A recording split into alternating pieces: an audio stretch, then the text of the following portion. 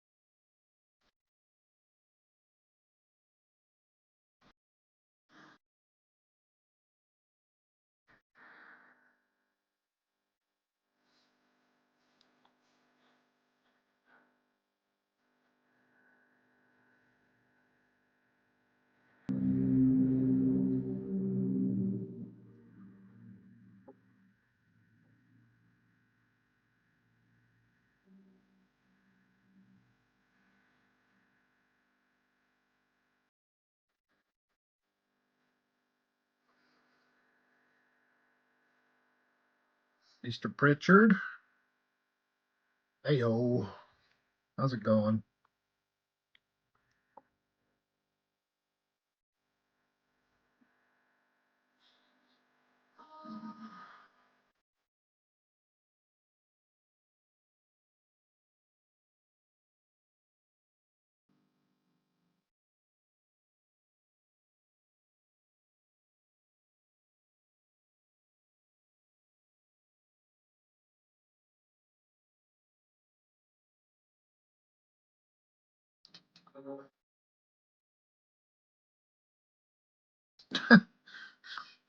It's a fantastic looking snake eyes.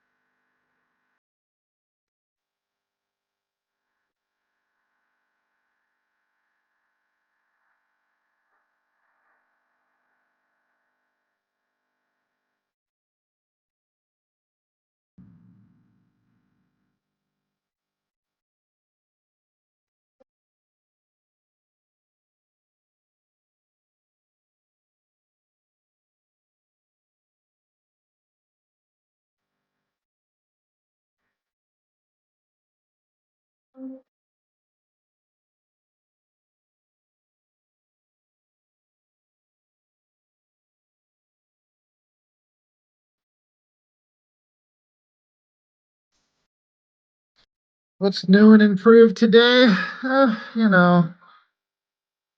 Nothing really. Just another day.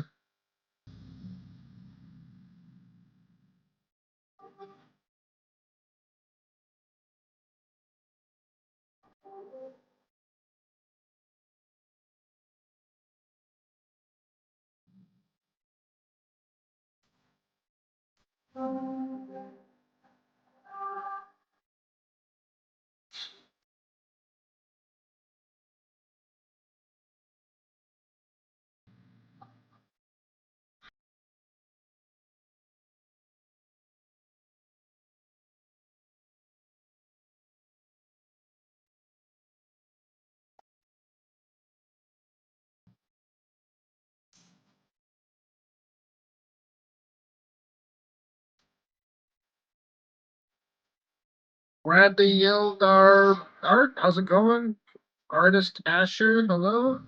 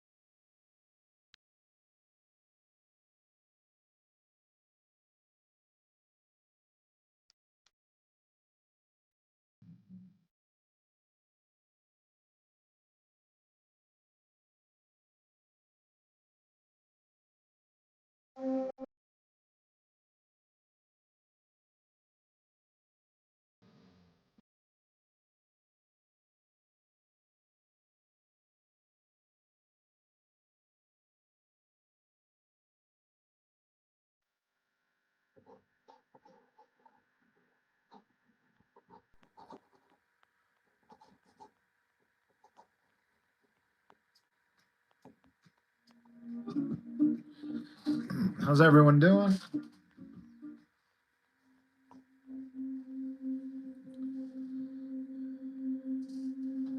Mr. Pritchard, I mean, I'm only 6 minutes into this, so I suspect I'll be on, I mean, probably my kind of normal 2 hour kind of limit unless something happens.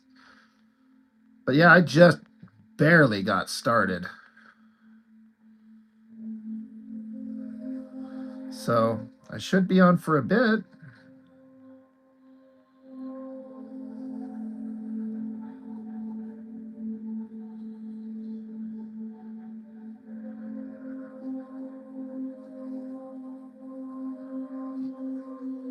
Emmett Star Flipper says, I'm back. I'm not sure I recognize your name, but I'm glad anyone's here.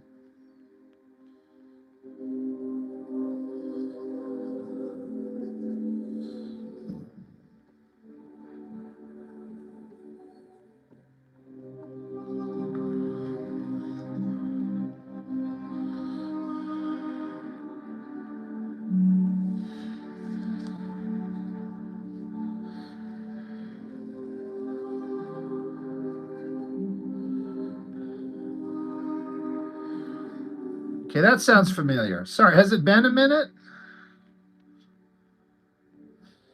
Emmett Star Lipper.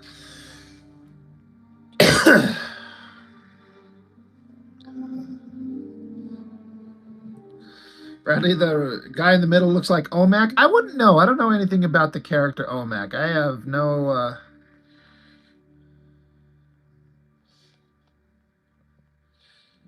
All right. Well, I'm sorry, Emmett. I run into so many people. Sometimes it's hard to keep everyone straight. I don't take it personally. You know what I mean. I hope it doesn't come across that way. I struggle to keep up with everybody sometimes.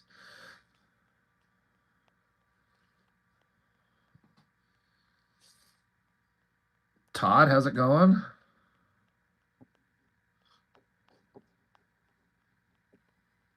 At 99 millimeters high, Vidline offers the slimmest profile in the industry while including all of the pampering additions you could want from a fully featured bidet. It's a luxurious up.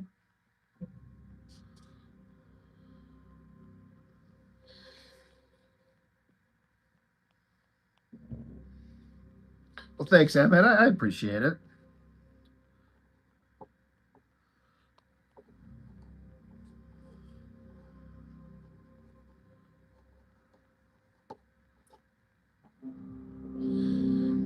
Shotgun Scream. What's up, Warriors? Winners work on their comic every day. Well, thanks, Shotgun Scream. I appreciate that. I like that. I like the positivity. I dig it.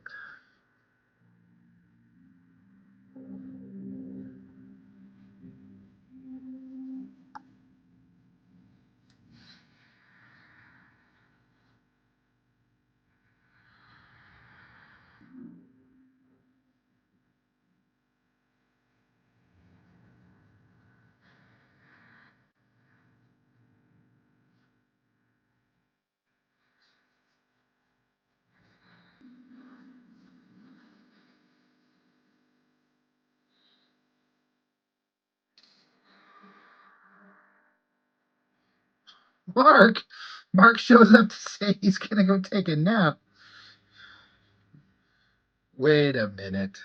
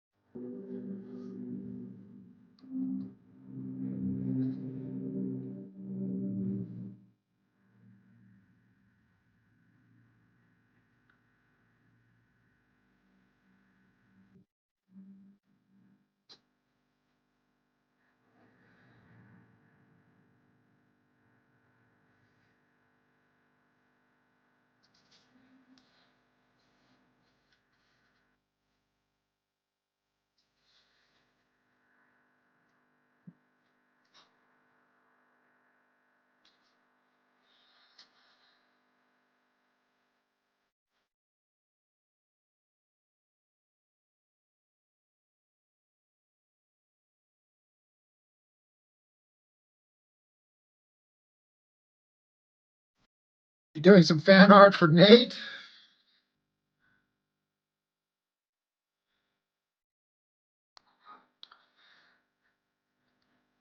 Oh, Bradley, Stephen Platt, Doctor Doom on his throne? No, I haven't seen that. That sounds interesting.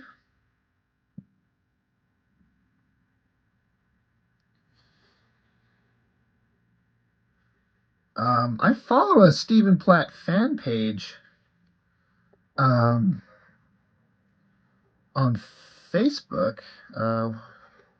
Wonder if I've just missed. Is it a new thing? Like a new word drawing?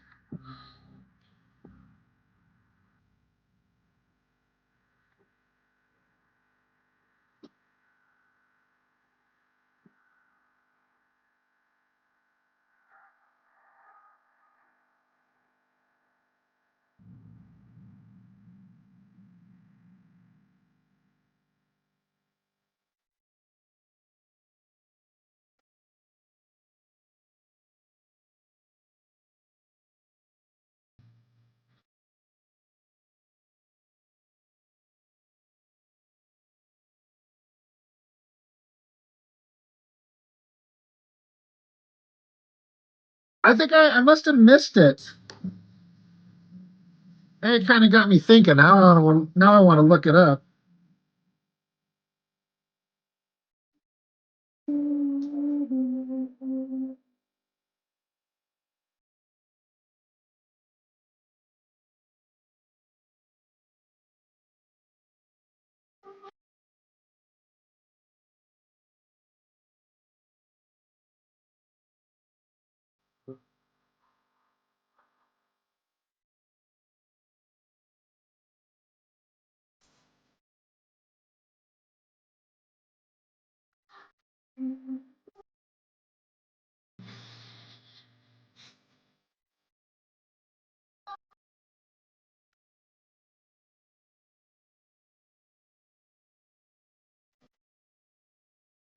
Is this the one you're talking about?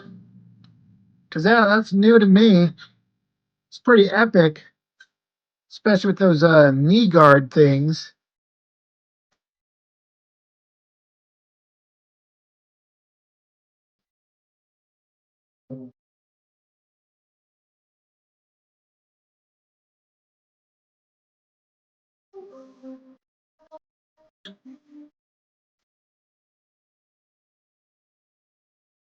Wish he would draw comics again.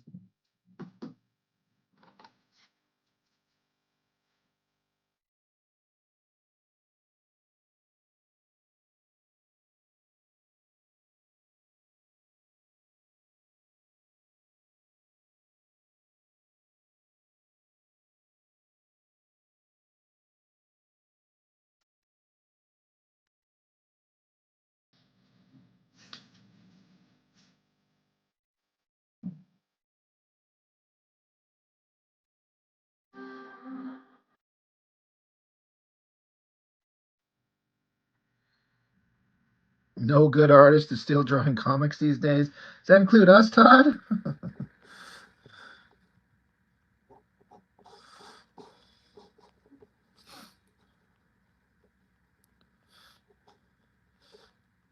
Finch is drawing comics. Ryan Otley's drawing comics.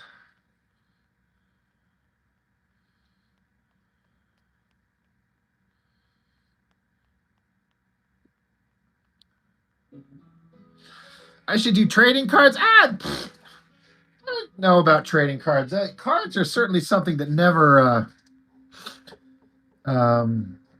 interested me.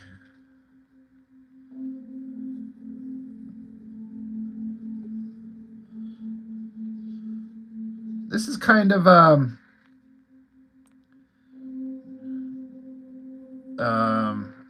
how do I word this?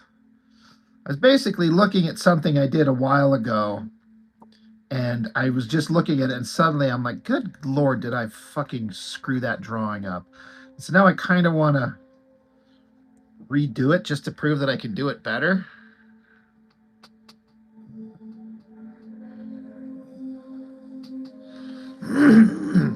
So Sheldon Finch knows what his next project is. Has he said what it is? Or has he just said, I have a project and someone's going to be inking him?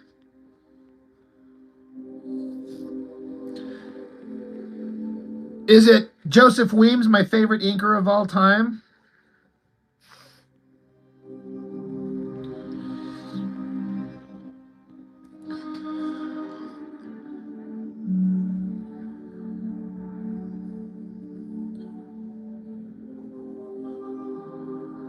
Sandra Hope, that is a solid. That's that right there. That is solid.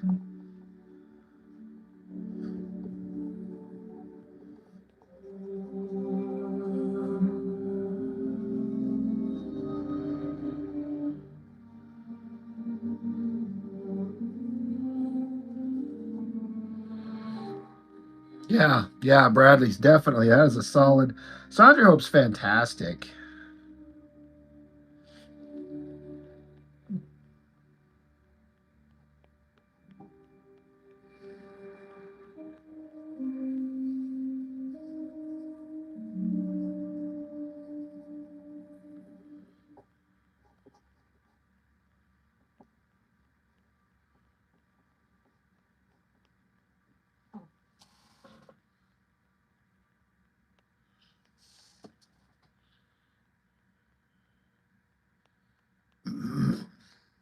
Where would we have seen Sandra Hope ink Jim Lee? I'm positive it's happened. But I can't remember where I may have seen it. Sure, whatever it wasn't a long run because Jim obviously sticks with Scott.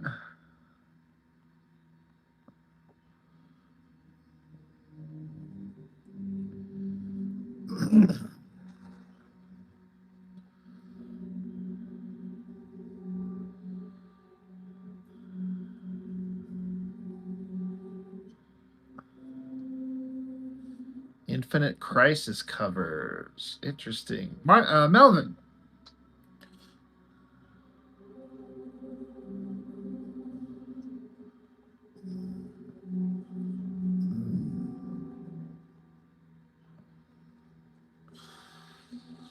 How's it going, Mr. Mello?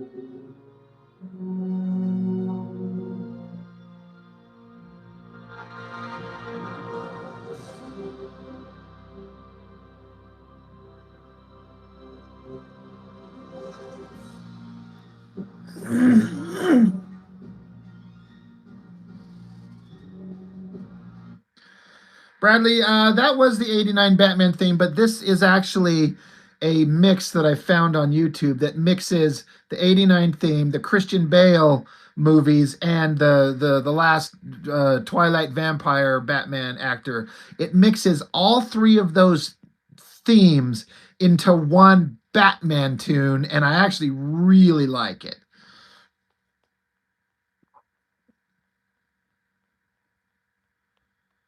Yeah, no Prince in that mix. Steve Urkel, you are new here and you like my artwork. Well, thank you. Carl, hello. Mello, you got some blue pencils coming in. Awesome. I hope you like them. I hope that they work for you the way that they kind of work for me. But yeah, this mix, I mean, I'll turn it back on, but it starts out with the 89 Batman, and then it flows into the other two movies and just makes like this epic epic Batman mix.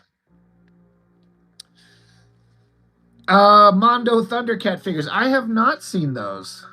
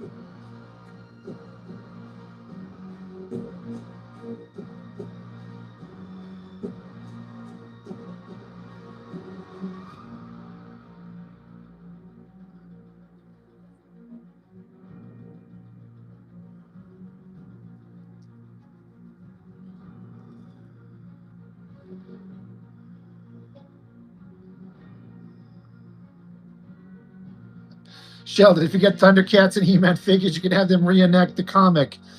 That would be awesome, actually. A stop motion. That would be awesome. Steve Urkel, The Crow, had the best comic movie soundtrack.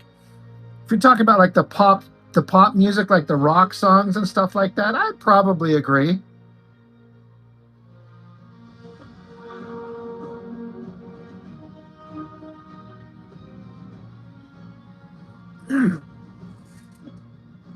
All right, Todd, I'll have to check it out.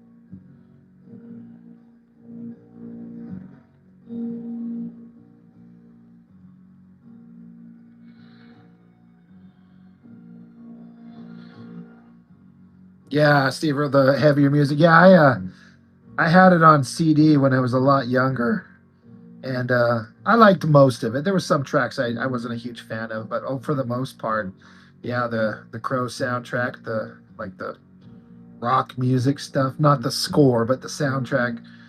Yeah, I enjoyed that a lot.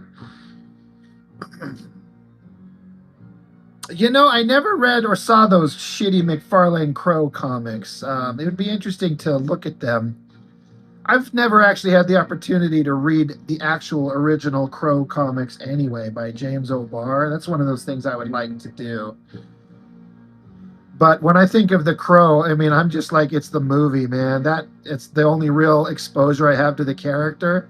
That's just kind of the defining version of it to me, because it was like the first awesome one that I ever saw, so it's just stuck in my head.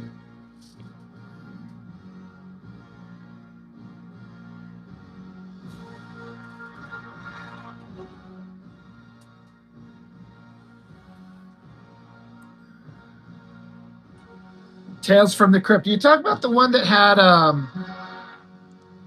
the what's that actor? He played the bad guy in Titanic. Is that the movie you're talking about?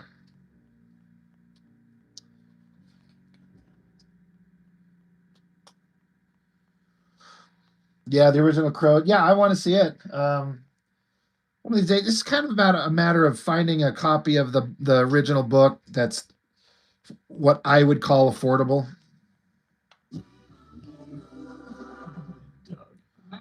Come close a couple of times.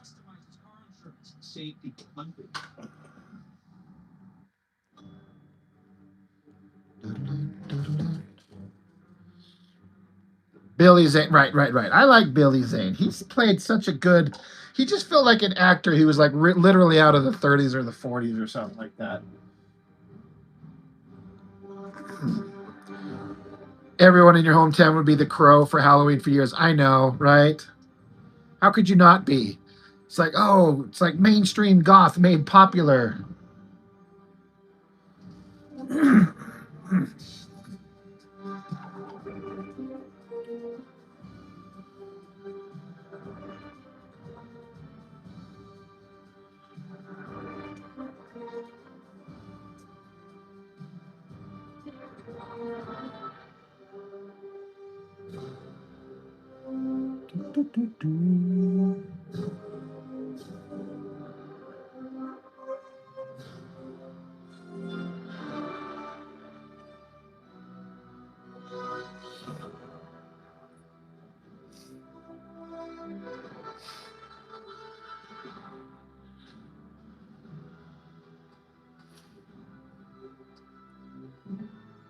Cosplay was never the same.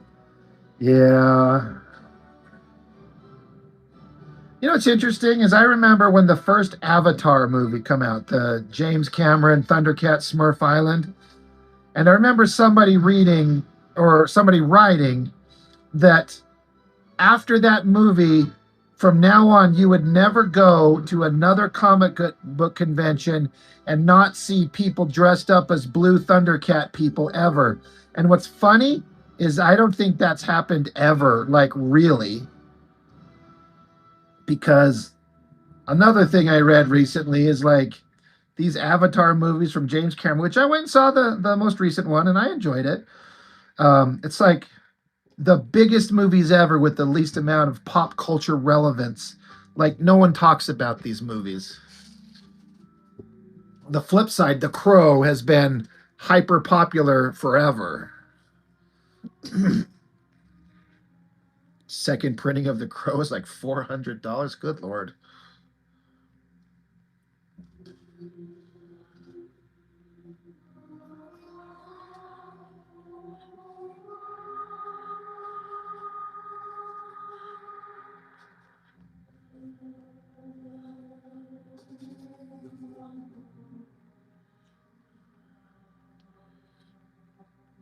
Yeah, the drink. If you talk about Avatar, it's a visual feast. It remains the first Avatar movie was the most incredible visual thing I've ever seen in my life, and the only thing that's ever beat them are the subsequent movies, including this one I just saw last weekend, or the weekend before, whenever the hell I went. It's say what you want. The visuals in those movies are unsurpassed, like for real. I kind of want to go see the newest Avatar movie one more time in the theater, just so I could see it in 3D one more time before it's gone and never get the chance, most likely, again.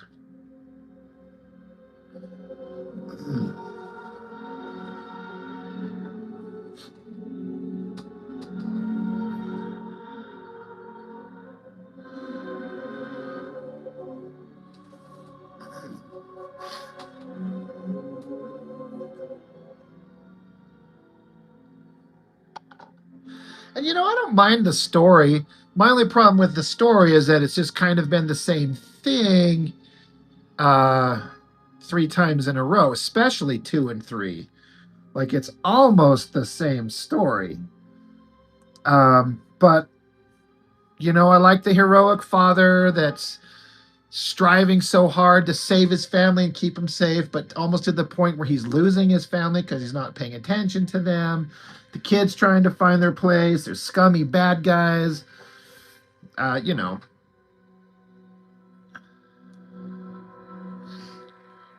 Brandon Choi could have wrote Avatar and it would still be successful.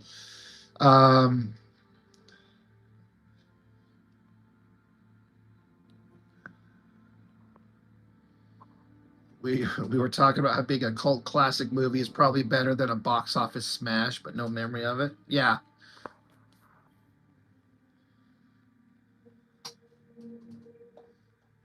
Yeah, there's not really like continuing conversations about the world of Avatar once the movie's out of the theater. It's like, yep, that happened. It was cool. It's like I couldn't remember the names of any of the kids. Like, no, I don't care. Again, I enjoyed it. I like them. It was all fine. I don't consider it wasted time in the slightest. But, like, who? What?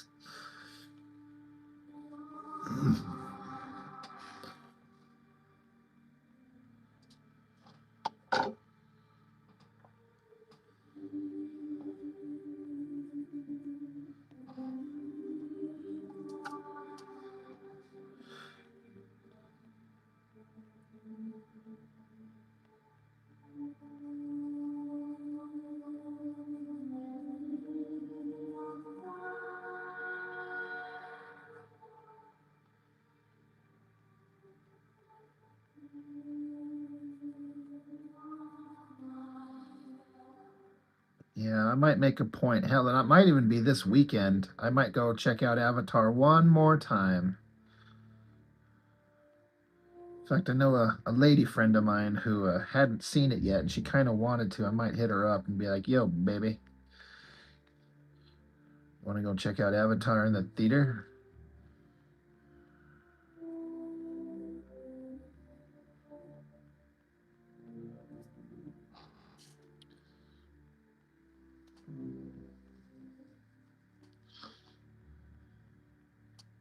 Steve Urkel, thank you for stopping in. Appreciate it very, very much. Our 245 Indestructible Clay has a matte finish, a strong hold, and a fresh scent. Although it has a strong hold, don't be afraid to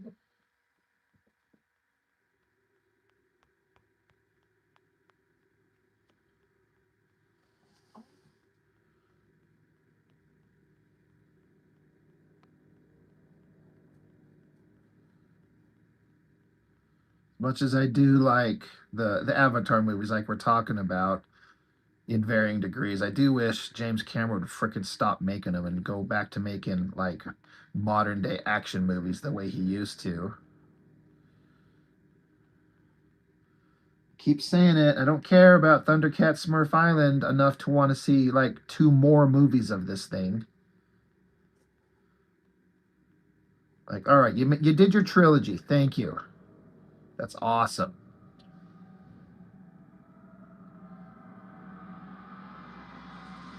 Let's move on.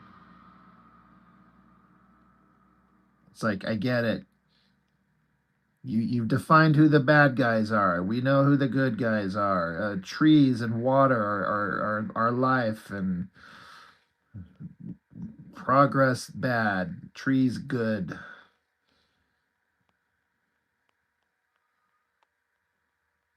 Which, I agree with.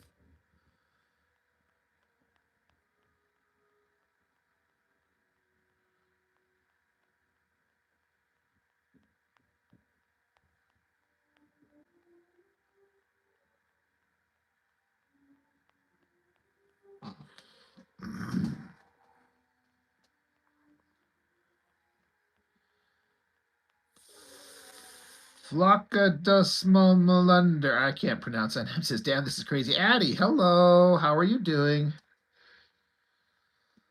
She stops it and she's gone. Bradley, yes, this is the Aliens theme.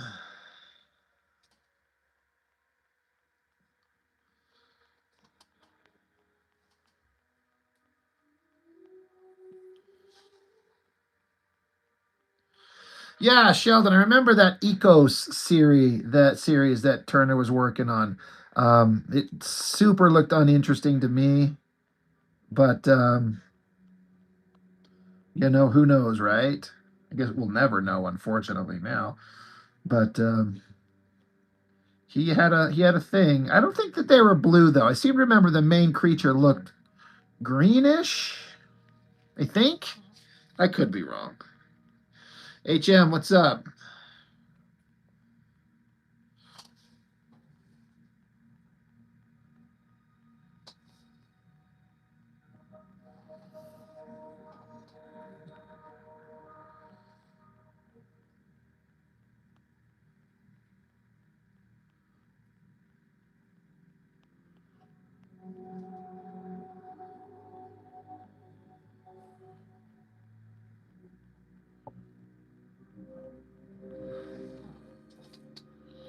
Kind of got my drawing off center here of the image.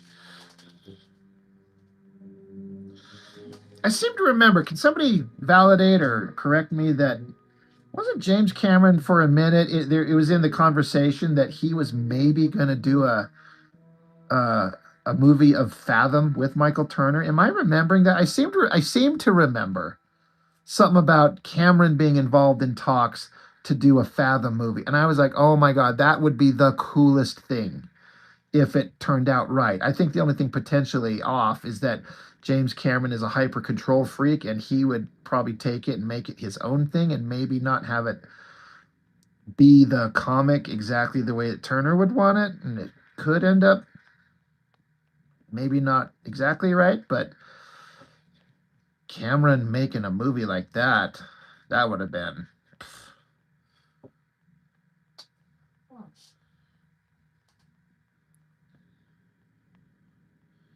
The drink. So you remember that? I'm not crazy, right?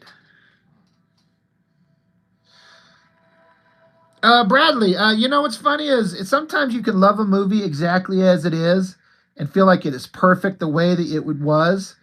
And then on rare occasions, you get a version of it. You're like, oh, well, now this is the best version, and I don't ever want to watch anything else. And that's Aliens, the director's cut. Like all that extra footage, none of it felt like unnecessary. I can see that they cut it out for time, but I'm all about the director's cut. They added everything in there that was missing was like good stuff. Kind of like the Lord of the Rings. I'll never watch the theatrical cuts ever again because why the hell would I?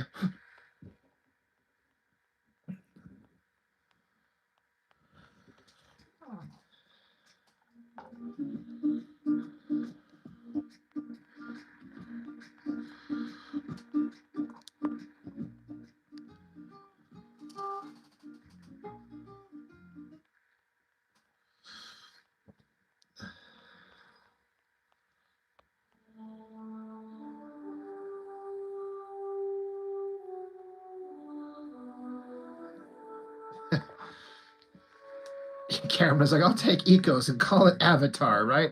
Greetings from Raleigh, North Carolina.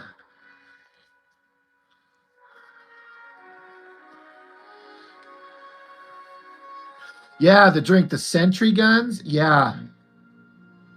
Um, what's made the director's cut even more interesting to me now that I think about it. Years ago, when that movie come out, it was 86, right? I was 9, so I probably got to see it. The release schedule for movies and cassette rental was, I think it felt like a lot longer. So it was probably 87. I was 10. Loved it. One of my favorite things ever. And then my parents, my dad, I'm sure my dad, not my mom would never do this, but he bought the novelization of Aliens and I read it. And it was interesting because I could follow along in the book and I had all the visuals of the movie in my head. But in the novelization, they had all these extra scenes where they said these different things. And then suddenly, years later, I see the director's cut. There's the movie with the fucking deleted scenes and all those extra shit that I'd read in the book as a kid. It's really fun. Yeah. HM, James Stoko? I don't know who that is, HM. You hear that, Star Trek? Hell yeah. That is the First Contact theme. Absolutely wonderful theme. Zack Snyder for Youngblood movie? I mean, that I could see that working. I can also see Liefeld loving that idea. She'd be like, oh, guys, no doubt. Full stop. Zack Snyder on a Youngblood, $2.7 billion.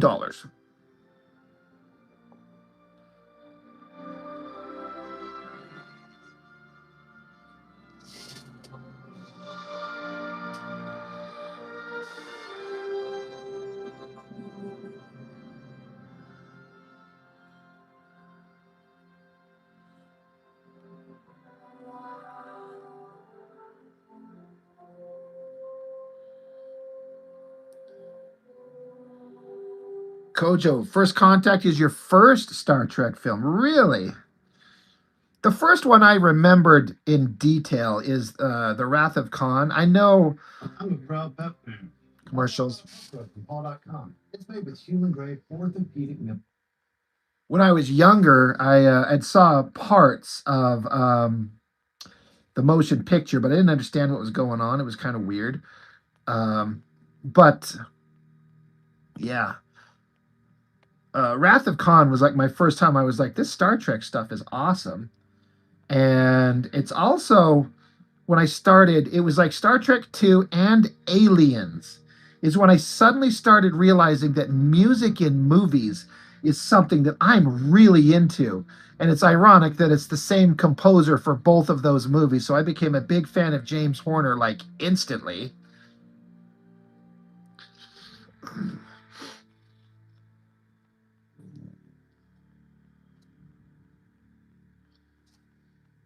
HM, First Contact was your first movie too. That's awesome. Yeah, I remember the first Star Trek movie I saw in theaters was 5. And I didn't hate it. I know it's revered as like, or thought of as like this god awful thing, and it's not great, but it's not god awful, in my opinion. God, what does God need with a starship? But then, yeah, I saw 6 in the theater. What a great freaking movie.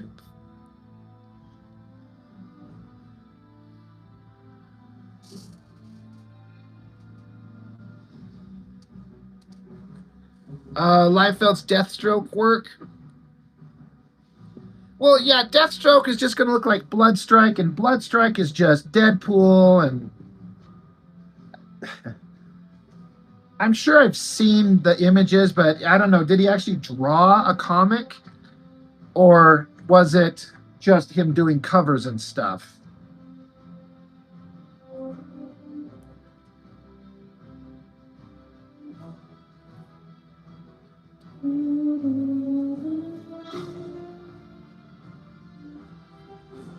Jerry Gaines, how are you?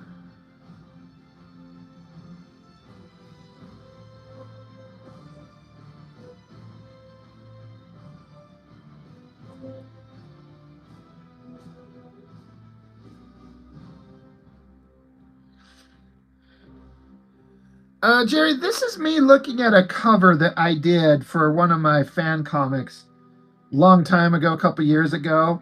And just in the last couple days, I was re-looking at it. I'm like, I really fucked it up. I really didn't like it. And so now I'm just kind of like, I need to redo it and make it look better. I'm like, I feel like I can do better. So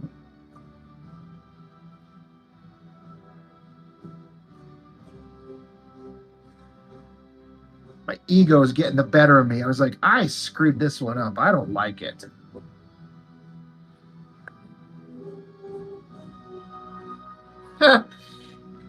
I was just waiting, Todd.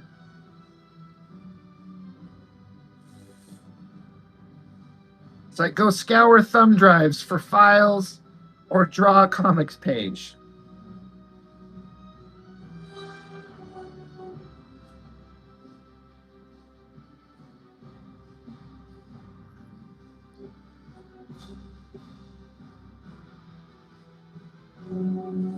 I need to see if I could find those, Bradley. I'm not familiar with those, and it would make great additional Liefeld content, which always is popular. The drink. I'm essentially self-taught. I've never been to any kind of art school beyond high school art classes.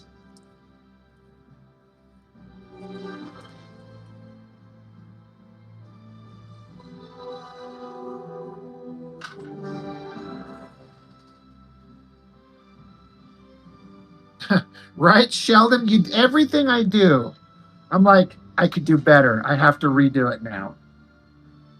This bugs me, and I know I could do better.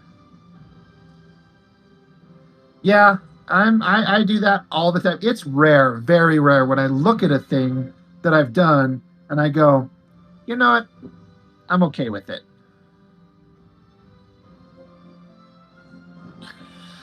Well, thanks, Jerry. I appreciate it.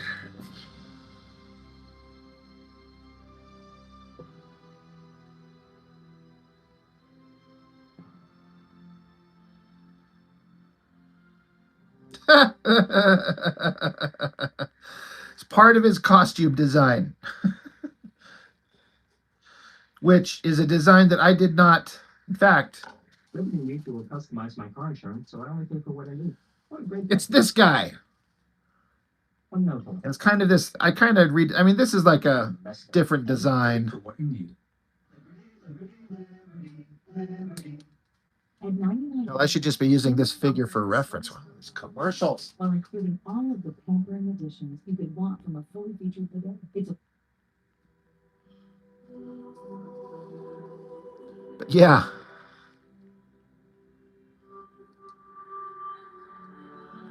I could even use this head for lighting and stuff like that.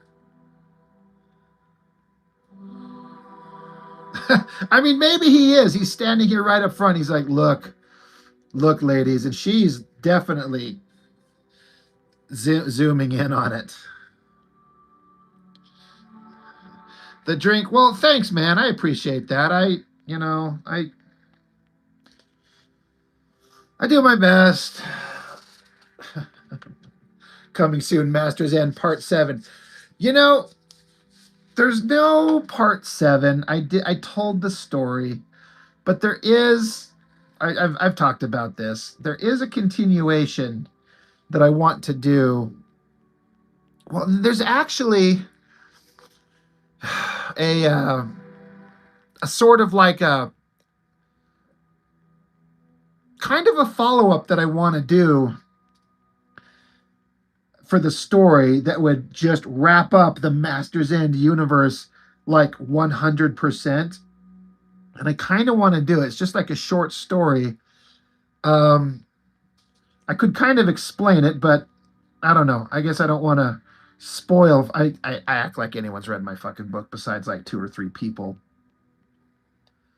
But in my fan comic, for anyone who knows the characters of the Quintessons from the Transformers, trying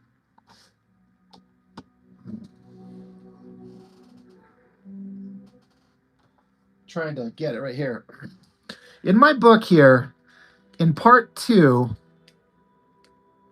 it's revealed that when Skeletor went and traveled the multiverse looking for weapons, yeah, Todd, never heard of him. I know the last thing you've ever done is heard of these characters.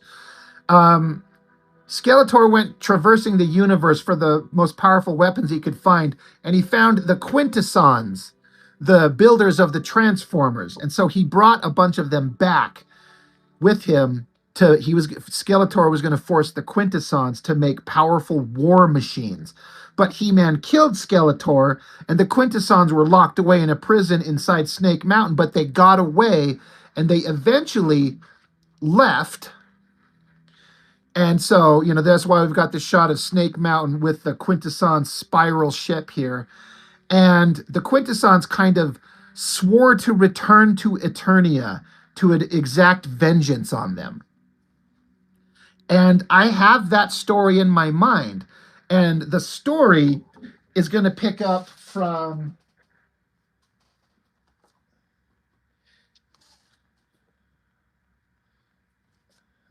Bradley. Thanks for stopping in, man. I appreciate it. In part 3 of my He-Man fan comic, after He-Man and Lion-O from the Thundercats fight,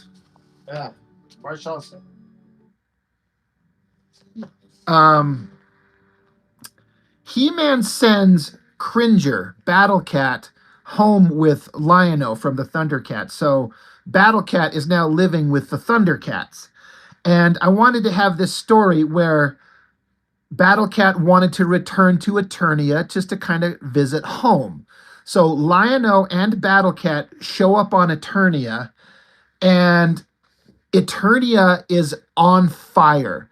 Literally, the entire planet is being razed to the ground because the Quintessons from Book 2 returned with a bunch of Decepticons, and they are just leveling the planet. And I was going to have every Decepticon that I could come up with that I wanted to draw, which is basically going to be, well, I was thinking Galvatron, the Sweeps, Cyclonus, and then several of the combiners like Predaking. I just want to have Predaking stomping through the royal palace, and all the Eternian heroes that are left are getting stomped to death. They're all dying. And so I was going to have Lion-O and Battlecat end up in a fight against Soundwave and his Soundwave's minions, the little ejector tapes that come out of them. And they barely escape with their lives. And it ends with the spoilers.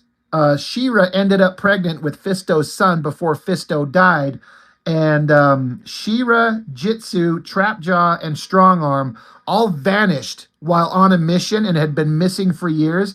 But She-Ra's son was 10 years old on Eternia, and he was watching his planet get obliterated. And the last thing that the sorceress is able to do is send him into a portal into the universe to go find his mom, who's been deposited on another planet. And that's where I'm going to pick up the story, where all the characters are redesigned into a different form so I can call them my own characters. So that's a bunch of lore dumping and future story points for people who've probably never read these fucking books, except maybe Sheldon.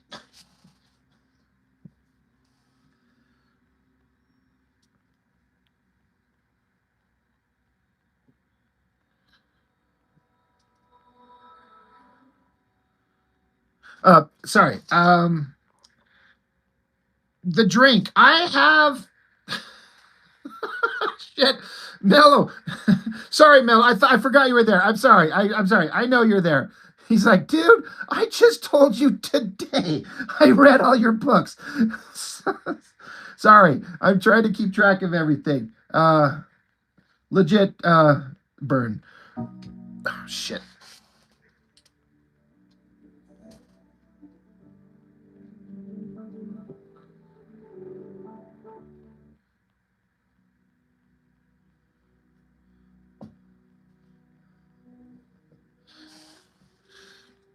Sheldon, I don't know. Do you want me to spoil the books?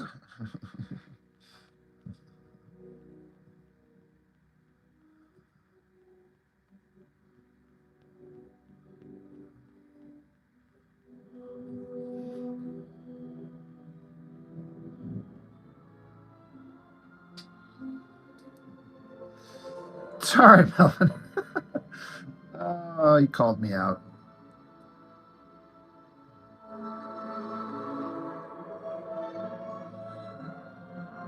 Yeah. Well, I probably already kind of did, in a way.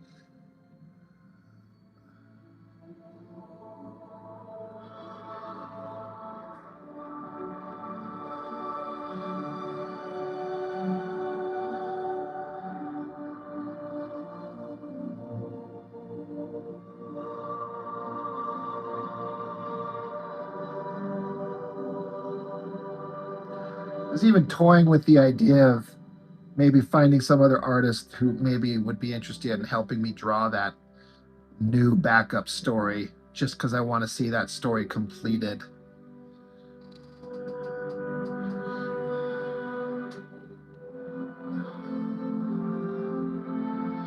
Oh, is Liefeld on his whatnot? Oh, a Cabot action figure.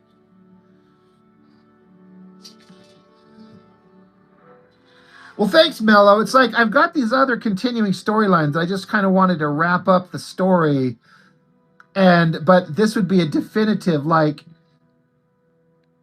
end. Like there's no more stories to tell because, at least on the He-Man world, because the world was destroyed. Like Eternia was destroyed because of all that stuff I just mentioned.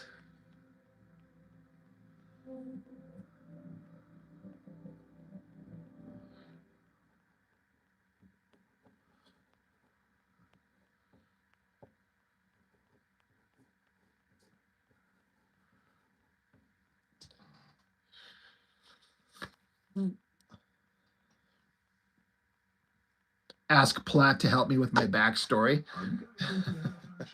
No, Mark, don't spoil it. We're trying not to spoil it for Sheldon. Yes. And the emu has a mane. Although I already literally said it out loud, so if you didn't hear it then.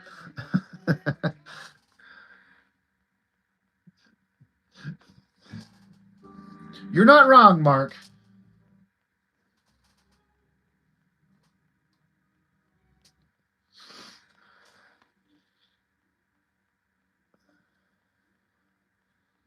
Any ideas of resurrection of the characters that die or a rebirth? I mean, if you're talking about me in my book, I already had several kind of deaths and rebirths in my own story, but like I was saying, I kind of just moved on from the He-Man thing, but I just had that one last final story I wanted to tell. Because it also sets up story points in the Sheldon. All right, Sheldon. He muted it. I'm sorry. I guess I should think about that more often. Mark should rethink his entire life. Oh, Mark.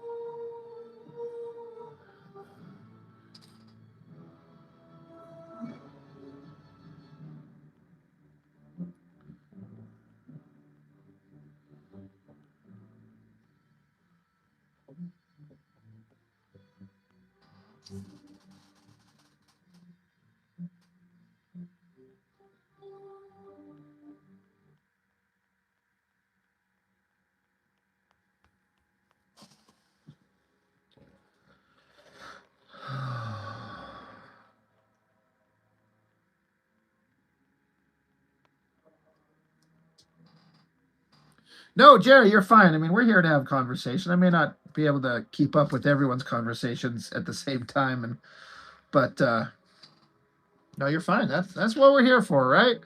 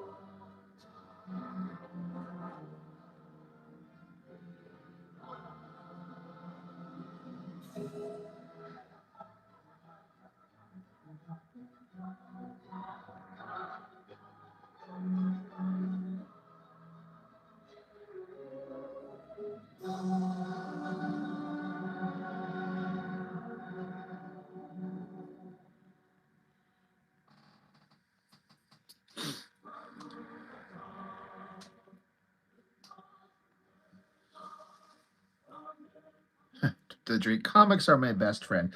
They don't judge. Thanks, Mark. I mean, my birthday was fun. It was literally a week ago today.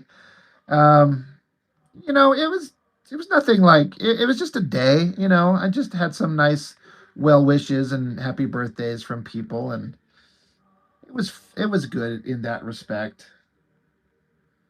But you know, didn't do anything. You know, I just worked, and then I came home, and you know that was it.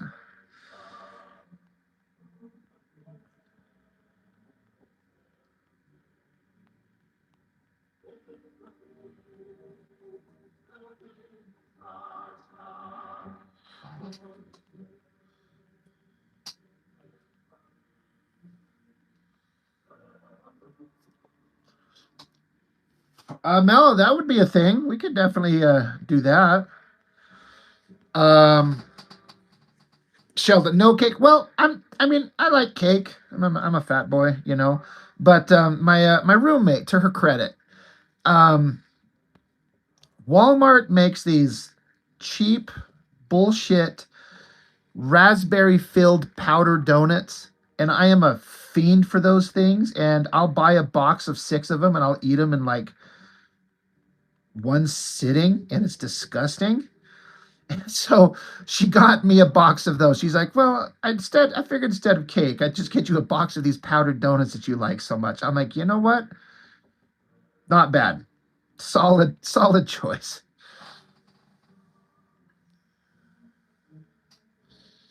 Mark, that's how your birthdays are too. Yeah, you know what, Mark? You know, my next birthday, 1 year from now, will be my 50th, and I should try to do a thing, something, make a thing. It's kind of like you're saying, make a somewhat of an event of it to be like, I'm half a century old. I'm essentially dead. I should, maybe I should do something special.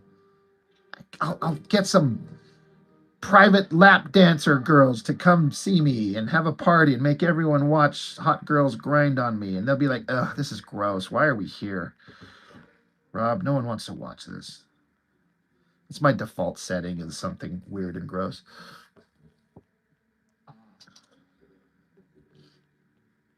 But yeah, for my 50th, I should try and plan something.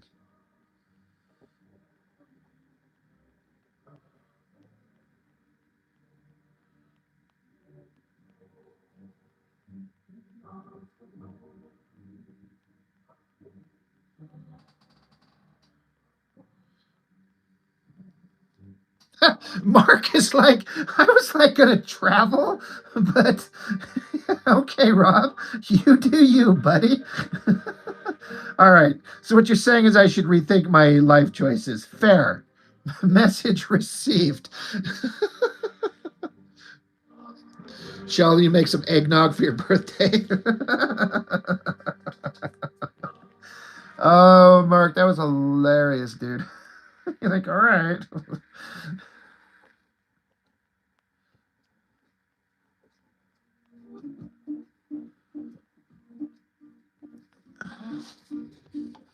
The Magic Mike special.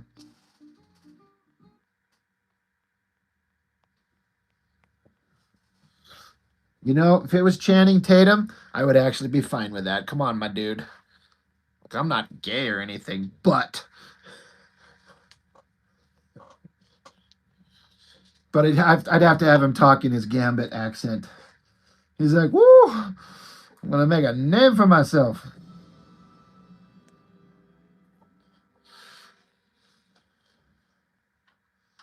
I may not have known my daddy, but I sure enough shot out of his dick ready.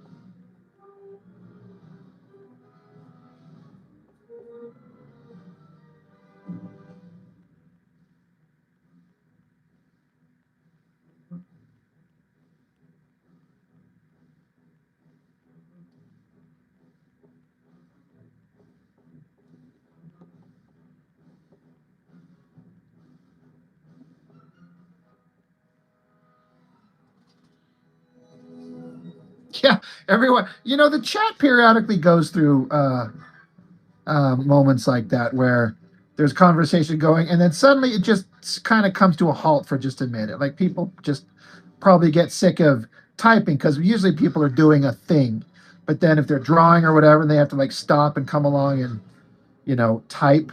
So they're like, I want to just listen in and continue working on what they're working on. And then sometimes it just all happens in the same moment.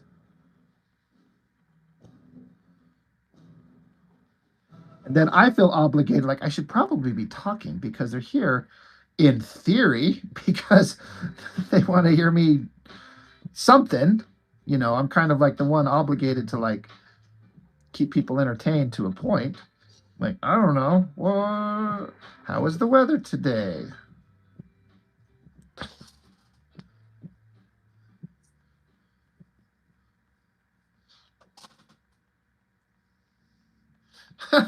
This is the end. His Channing Taint Yum. Oh man, that was one funny movie.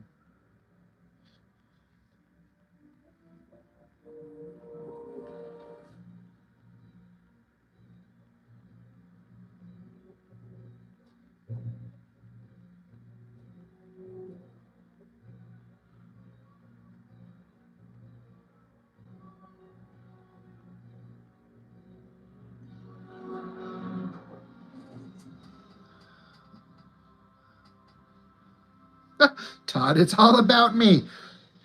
Well, it shouldn't be, but sometimes. Are you not entertained? Oh, McBride was like, and I see G.I. Joe here walking on the side of the street. I forgot that Channing was in that god awful first G.I. Joe movie. That's funny.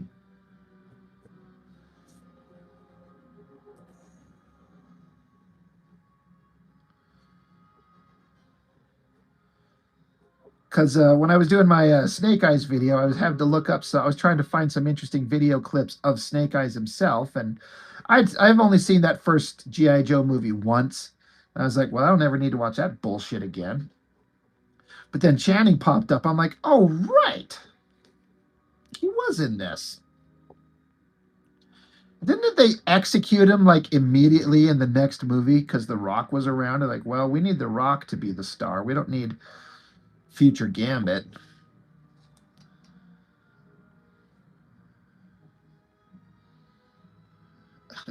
Danny McBride is Fisto fan casting. Danny McBride. Yeah, how bad were those G.I. Joe movies? I saw the second one, and I seem to remember liking parts of it more than the first. But again, I still only ever watched it the one time. But I also have zero emotional connection to G.I. Joe because I was never allowed to watch it as a kid. So I kind of don't care. Transformers, Thundercats, He-Man are my jam. They're my trifecta, and then Voltron is kind of right there behind it.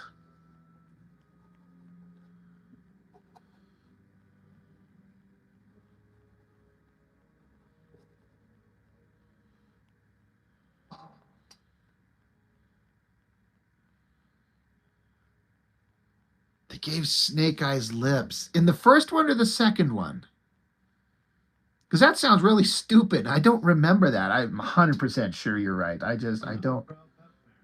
That's why I bought a puff roast from Paul.com.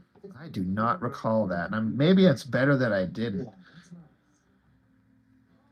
What can I do on paw.com? Paul.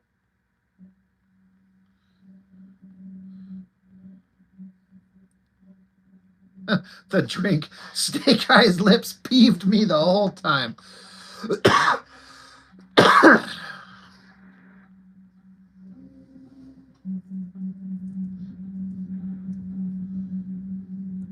mean, I don't know. How do you do a G.I. Joe movie and make it interesting? And then what version? The only version I'm aware of that I have any knowledge of is the cartoon, but there was like, there were comic books, right? I don't know how different they were from the animated show. But you just have all these American soldiers with all these ridiculous names and all these abilities. Like, I mean, what else do you do? I mean, I don't know. Oh, that's right. Ray Park was Snake Eyes. I do remember. Yeah, I do remember that. Ray Park. He's like, I'll be Darth Maul. He's like, I'll be Toad. Snake Eyes. I know he was a stunt stand-in in the, was it the second awful Mortal Kombat movie for Raiden?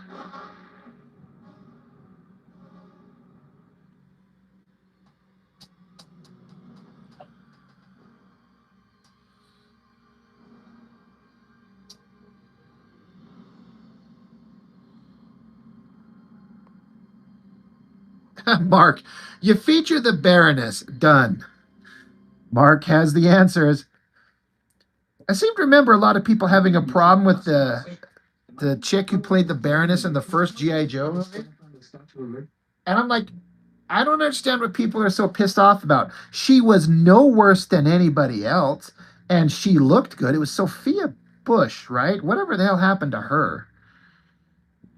I thought she looked good. Leather, long dark hair, glasses. Could get it. And remember, whenever I say someone could get it, we always follow up with a definitely wouldn't want it, but could get it.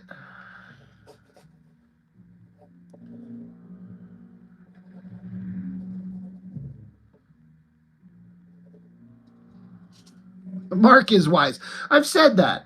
I shouldn't say it this time because Mark was beating me up earlier, but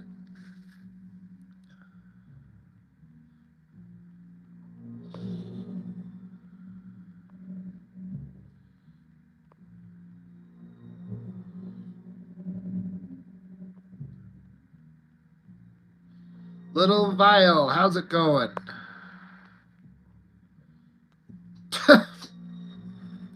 The drink says, I want it if you know what I'm saying. Well, maybe we all know what we're saying.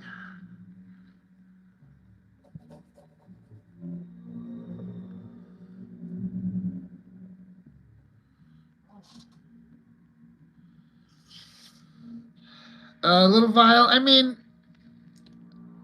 it's hard to give you any advice without knowing what you're trying to draw and what your art level is like and what the vibe is you're going for. Broadly speaking, the only thing I could suggest is Do a bunch of small thumbnails, a bunch of mock-ups, and try a bunch of different things.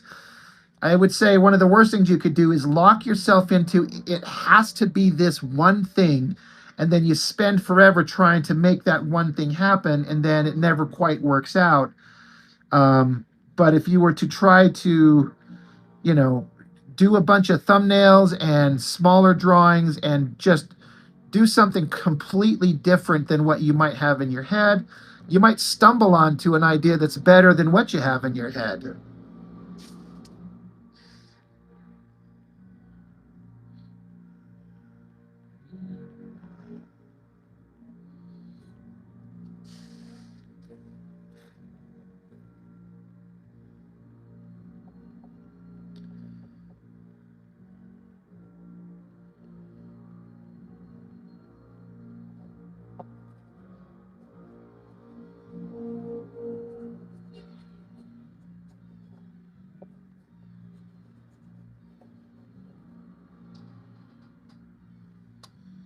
I know a lot of very professional artists that before they come up with their final art, you'll see they do tons of, like, I'll see them post up and show what they refer to as a sketch. And it's like the most finished, well done sketch you've ever seen, that anybody else on the planet would be thrilled if they come up with something that looked like this, what they call a sketch. And it's just a step on the way for that artist to get to deciding what they want to do.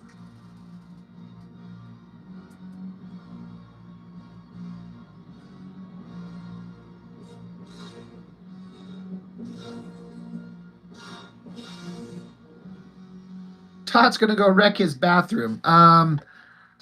Bring your phone, because when you're sitting there and you have to make sure you squeeze out every last drop, you might have some time passing.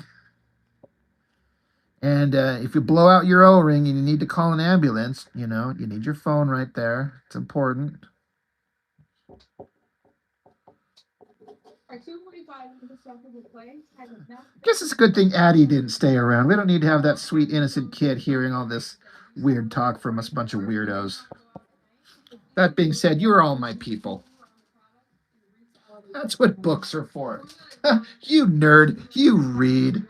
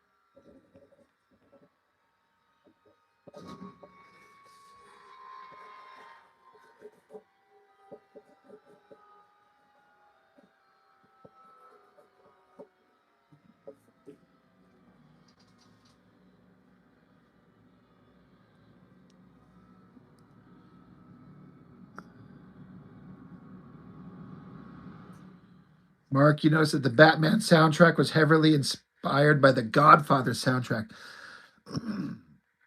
I have to make a confession, which might cost me some friendships.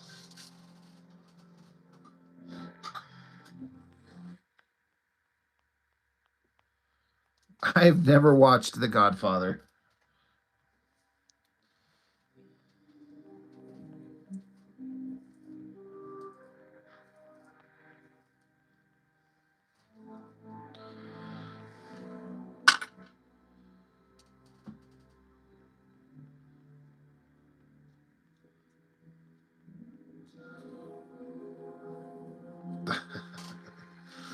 You're not Italian? I could speak Italian. Beebity bobbity. Beebity bobbity boobity.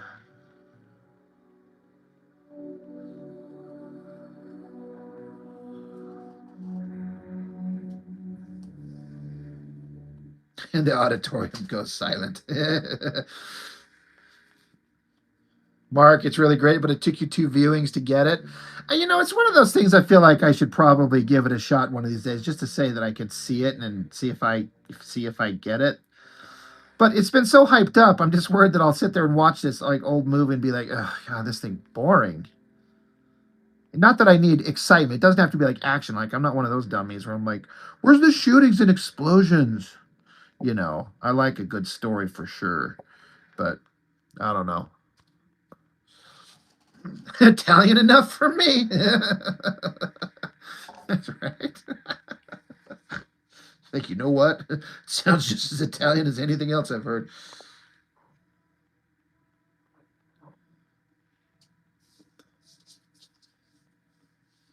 Beebity boopity.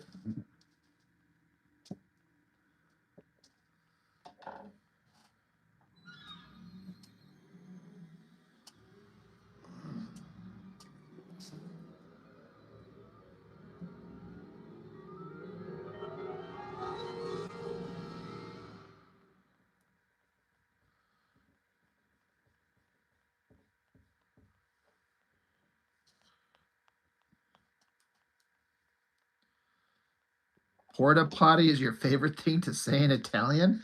I don't know if I get it.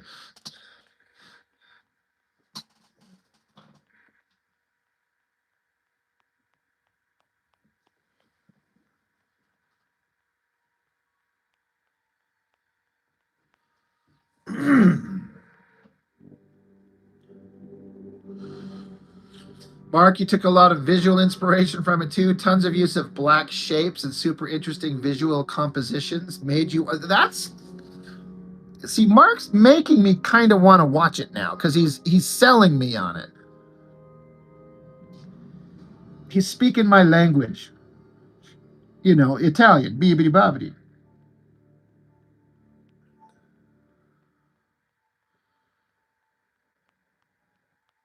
It's Coppola, right? Director? Who I can't really speak too much on.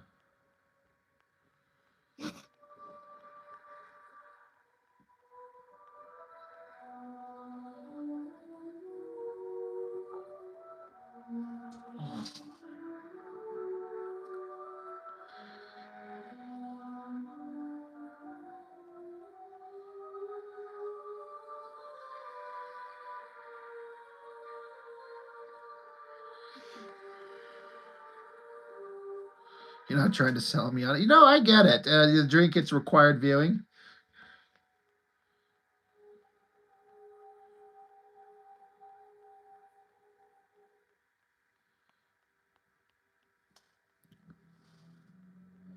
Al Pacino. I think I've only when I think of movies I've seen Al Pacino in, I can only think of 2. Heat, the Michael Mann movie, which I really like. I remember seeing it in the theater and simultaneously think that it was like way too long and took forever, but I was still like, this is so good. And then The Devil's Advocate.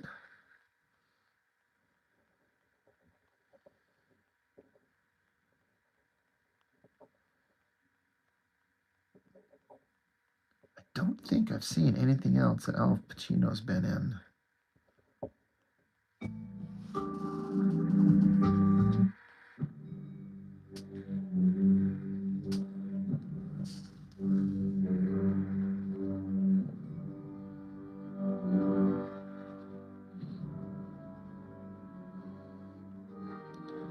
You know, watching that movie Heat, you can definitely see a lot of visual and stylistic inspiration for Christopher Nolan's Batman movies. Shotgun, yeah, you like Michael Mann? He's kind of an underrated director, I think. I don't think he's done like a ton of work. Like, so what? He did Heat, right? He did that Miami Vice movie, right? Which I actually liked. I mean, it kind of gets a, I don't want to say a bad rap, but I don't know how else to word it. I think people felt like the original Miami Vice TV show was actually kind of fun, I guess. And that Miami Vice movie was so deadly serious. You know, I could see people be like, where's the fun? It's just showing how horrible humanity is. Oh, right. The devil's advocate. I'm a fan of man. Right. And God, what does he do? I swear, for his own amusement, he sets the rules in opposition. Look, but don't touch. Touch, but don't taste. Taste, don't swallow. And while you're jumping from one foot to the next, what is he doing? He's laughing his sick effing ass off. He's a sadist.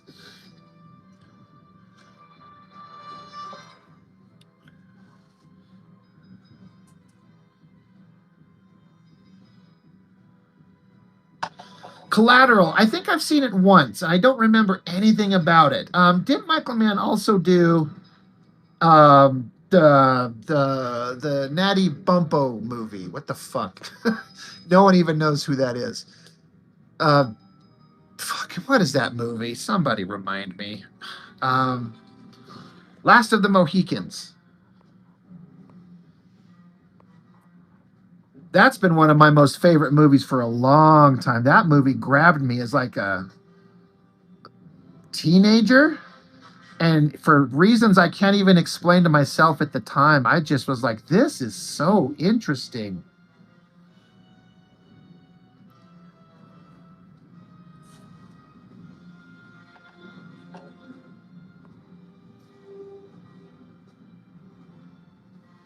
Jerry Gaines, you didn't get to tell me on an earlier stream, but Comic Book Plus.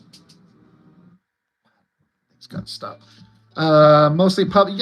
I think you mentioned it because, yeah, I remember hearing somebody, I'm sure it was you, mentioned public domain comic book website. Sprouts Milk number 3. It's just another grocery store. With fresh organic produce everywhere. Yeah, I'm not really interested in public domain characters. I just don't care because it's full of a bunch of characters I know nothing about, so I don't have anything to say, so I don't care. I'd just rather do my own stuff. I don't know if any of you guys know who the inker Richard Friend is. Longtime industry veteran, been drawing comics for 30 years. He posted a video today. He's selling all of his comic book collection, his entire collection of comics and art books and everything. He's just like, I'm just getting rid of it all.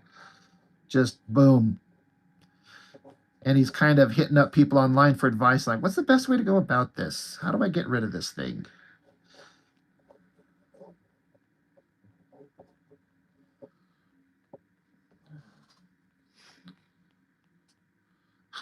Natty Bumper was probably public domain, and you like him. Yeah, Pritchard, yeah, you heard. Yeah, he's selling his collection. You got dibs, right? Dibs.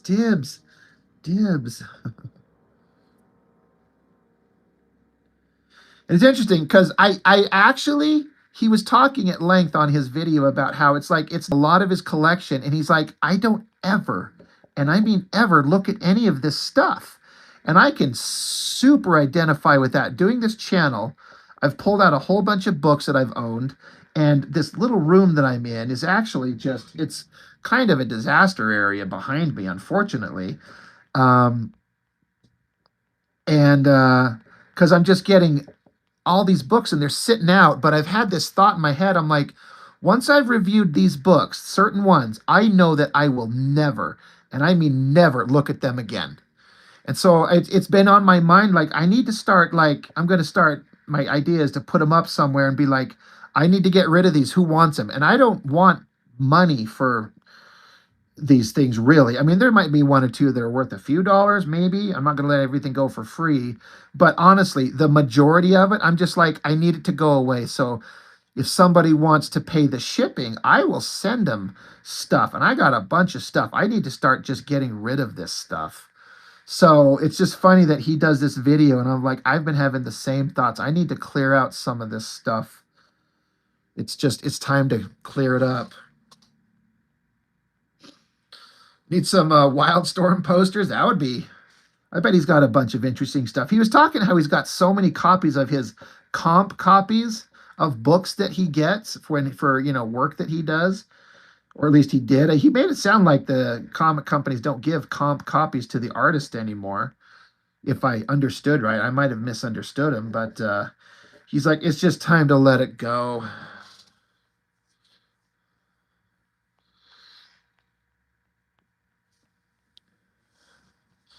Sheldon, make a Whatnot channel. I mean, I think what I was going to do is I was going to start with the Discord channel and hit up people and be like, because I'm just going to have to start going through all the books that I've already reviewed and that I know I don't want, and start throwing them out there. Like, does anybody want these? And then start there, just because Discord, that's my people. And if anyone wants those, then, and then after that, move on to the YouTube channel or something like that. The drink, for like what? What are you talking about specifically, the drink?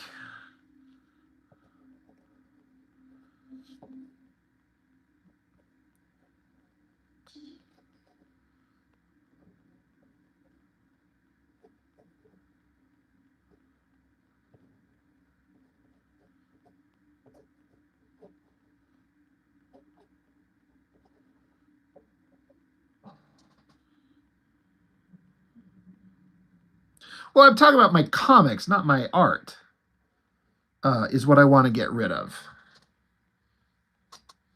I tend to hold on to everything that I do. Even when people pay me for a commission and I have to send it out to them, I'm kind of like, ugh, I don't want to let this go. It's a piece of art. Like for this next book that I'm doing, I was thinking about putting up some of the original art for sale on the crowdfunder, but part of me is like, I don't want to let it go.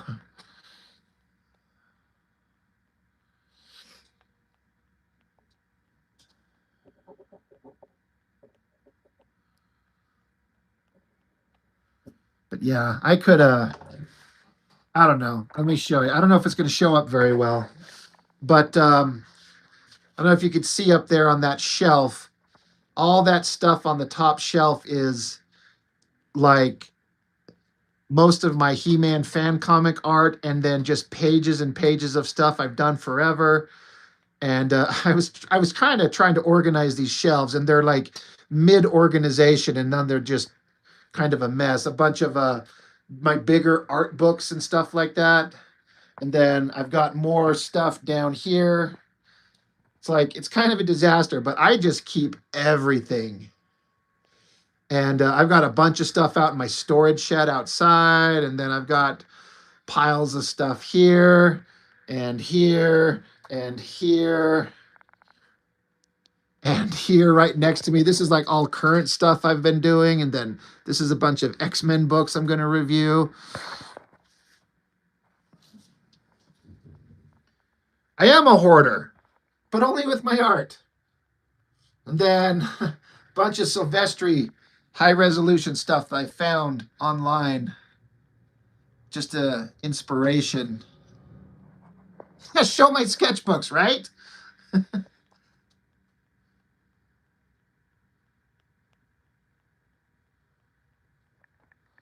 I drew that when I was playing Red Dead Redemption 2. Got an ancient Batmobile poster up on the wall. I've had that since I was 10, 11. It's in terrible shape. I need to get it like restored and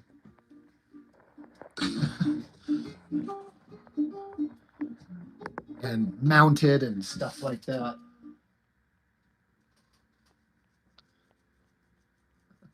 Mark, yeah, sorry. This thing? Yeah. I was playing Red Dead Redemption 2 and I was into that game big time and the into the character. And so yeah, the horses are hard to draw. Like I struggled. I had to like fart around with that.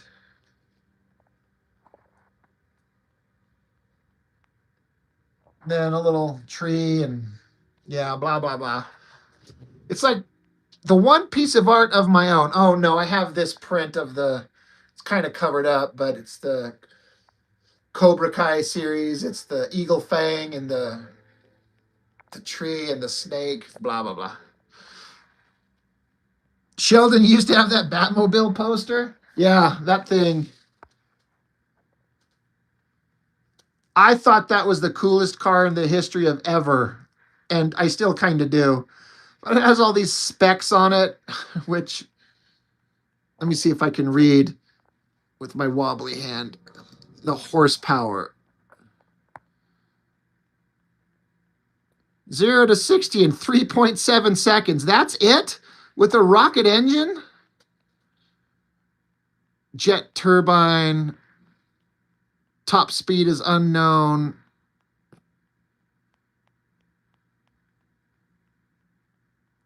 Yeah, it doesn't list horsepower. Anyways, zip. Zoom back out.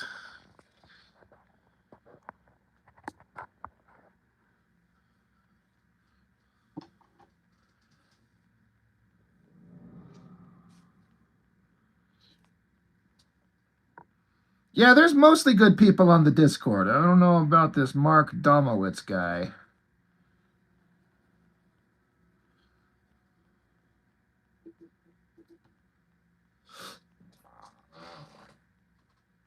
Yeah, right, Sheldon. That's what I was saying. I remember watching this video of this car show, and somebody was looking at this. I think it was a battery-powered car, but it was like 0 to 60. It was like 2 point something seconds. I was like, Lord. And that Batmobile's got a rocket engine. But to be honest, do you want to have a car with a rocket engine that can go 0 to 60 faster than that? There's such a thing as too much power. Like you hit the gas and it takes off and you're into a telephone pole and you're dead.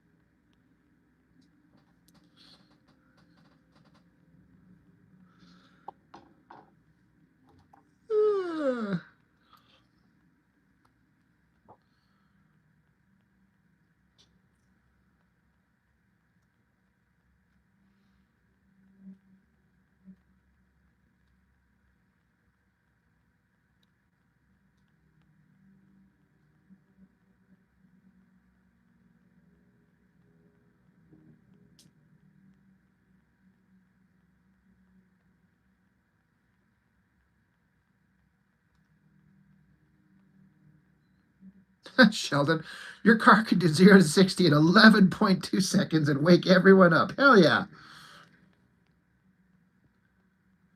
I've got a Dodge Charger and it's got a little pep to it.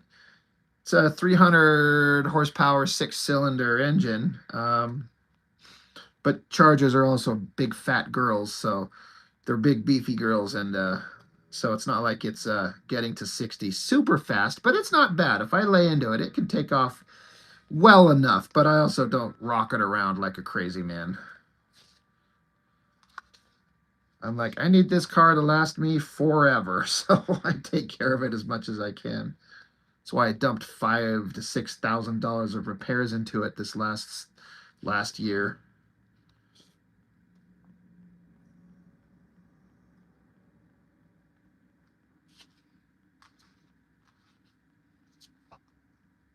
Steve Urkel, how's it going?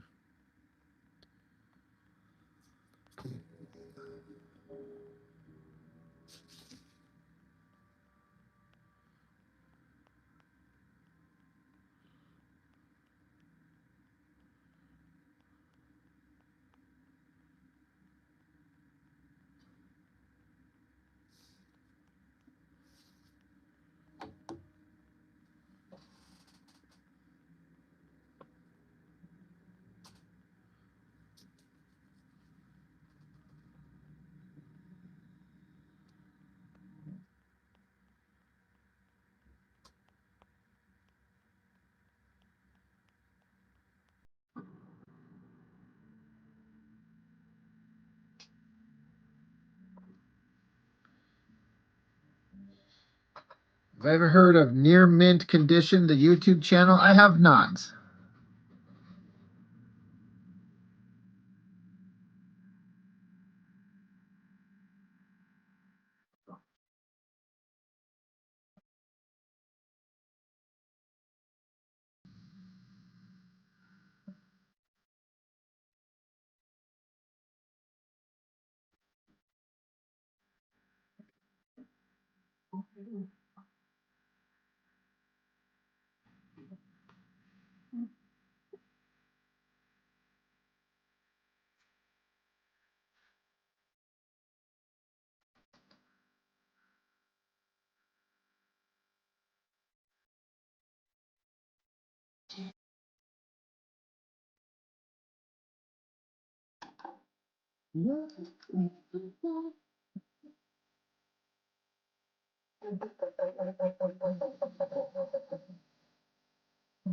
Do I use blue pencil for copying, Xeroxing, and it would disappear? No, not at all. That has to be specifically a non-photo blue pencil. And I do own one of those, and they're kind of pointless in my opinion, because they're such a waxy lead that I don't want to be inking over that waxy line. And then that's like for photocopy, but when you scan the pages, that blue still shows up. This blue, it's just an erasable colored pencil, and just the soft flow of the lead. I just can sketch so much better with it personally than using a regular lead pencil. So I can just sketch out the figures roughly on this crappy copy paper, and then I do the light box onto a final Bristol board with regular pencil. But this blue pencil. Yeah, this is just for just for sketching, because it just feels more comfortable in my hand than a regular pencil when I do this part of the art. But yeah, I don't like the non-photo blue. It's this waxy surface sucks. The waxy lead that it puts down. And I don't know, I'm not an expert on it, but I feel like it was just used back in the day because they would take pictures of art before there were scanners. I mean, can somebody clarify or tell me? That's my understanding of it, that they would photo art for the reproduction of comics. I mean, they had to have done something before there was flatbed scanners. So, and that's where the non-photo blue comes into play, but it's kind of irrelevant now. Our 2.5 indestructible clay has a matte finish, a strong hold, and a firm scent. Although it has a strong hold, don't be afraid, because if you style it in the morning for work and then you want to go out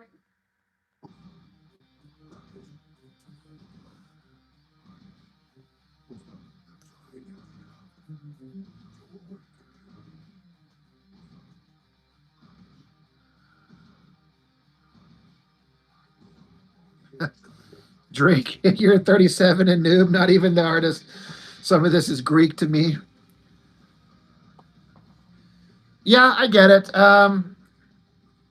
Yeah, back in the day, as far as I understand it, when they made art, I mean, they were making comics back in the 40s and 50s. They don't have scanners and copy machines and shit. So, as I understand it, they take pictures of the art and then somehow use that to print book. I have no idea how it was done. But and that's what the non-photo blue lead. So the picture, so an artist could do this blue sketch and then ink it, and then the photo only captures the black ink, not the blue pencil, so it's cleaned up.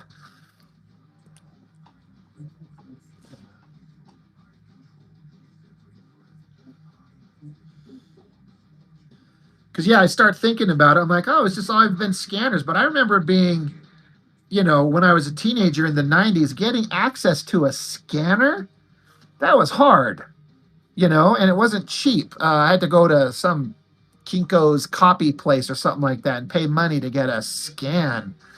And, now it's like everyone's got a scanner in their house. But how did they do it way back in the day? Comics in the 60s from Marvel, I have to take pictures of them.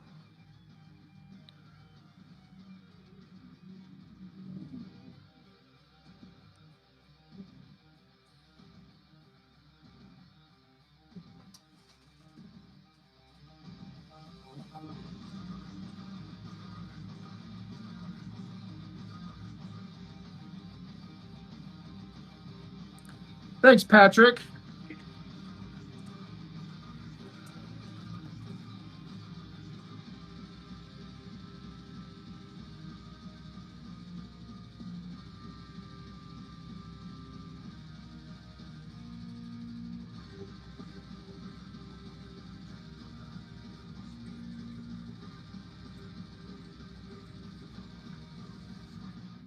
That's She-Ra. Jitsu, Fisto, Trap Jaw, Strong Arm. I'm essentially, not essentially, I'm literally just redrawing this cover that I did. Because I've decided I fucking hate the one that I did.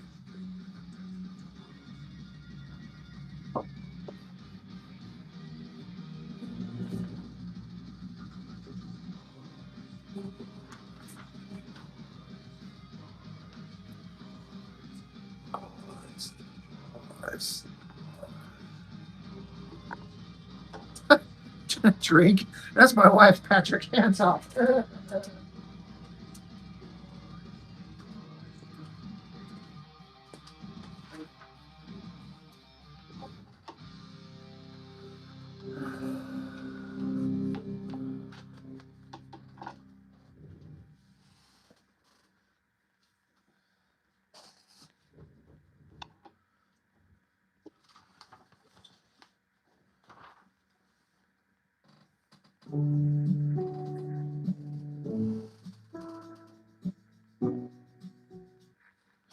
Talk to your healthcare professional. Trap Joe is your favorite? Yeah, he's pretty badass.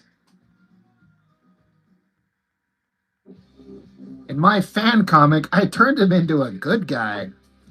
Controversial, but it was part of the story, showing how I could try and take a villain and the choices he makes that leads him to being essentially a good guy, a hero. And it goes against the grain of everything that he's meant and been, but I tried to give it reason.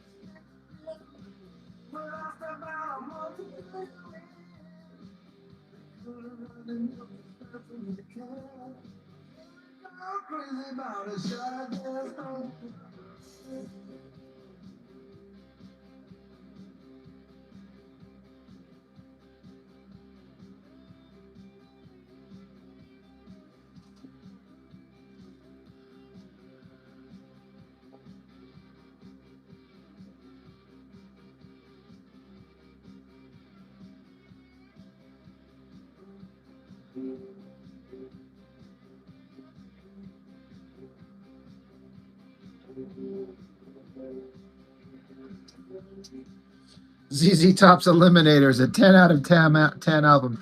I would agree.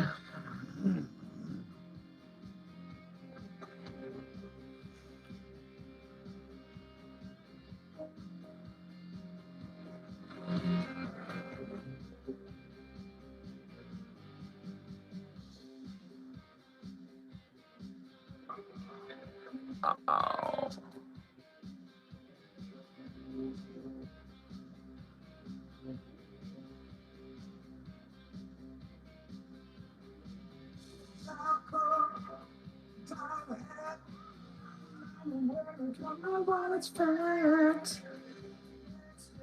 Didn't one of them die not too long ago? The bass player gay, right? They got to be pretty old anyway.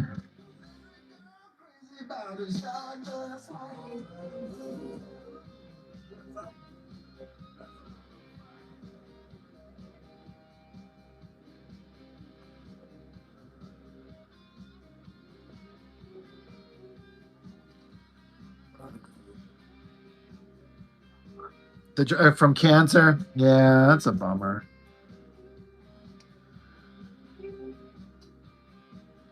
Yeah, they're from Texas, right? Yeah. There's some documentary I found on them. Probably YouTube, I'm guessing.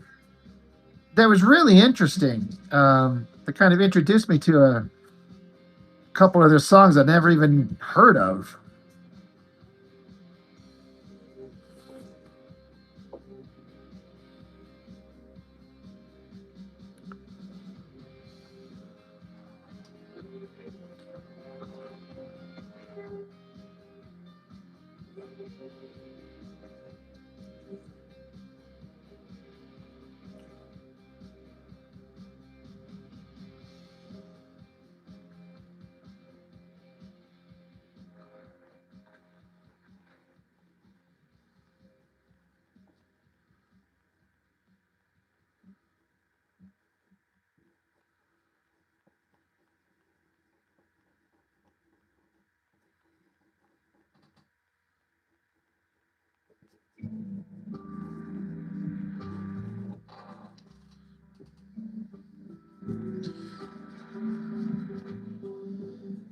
Mello, thank you, man. Thank you so much.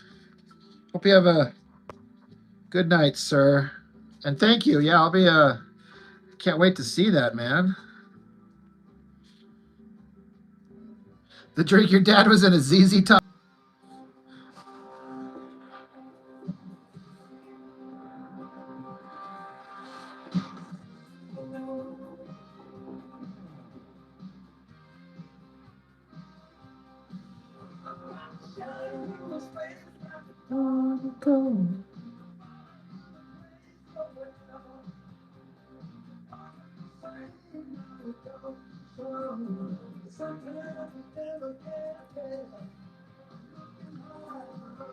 Don't know where to go.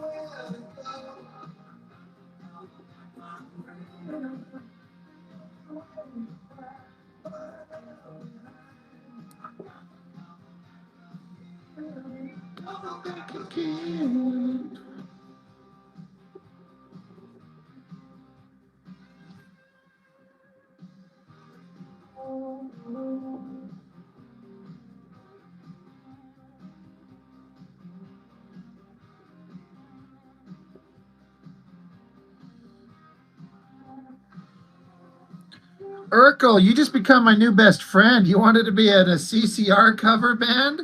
That would be awesome. I love Creedence Clearwater, man. I remember when I kind of discovered them, like I was aware of them and I'd heard their songs as a kid growing up, but I didn't ever pay attention. But in my early 20s, suddenly they were my thing. I'm like, this is rock music perfected. And I could just jam to so many of their songs. I would just listen to it on cassette in my old 87 Hyundai Excel nonstop.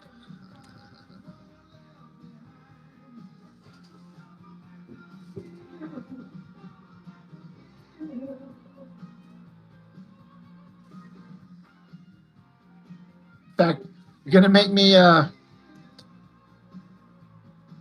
play. It's hard for me to decide what's my favorite song of theirs, but this one might be my favorite song of theirs.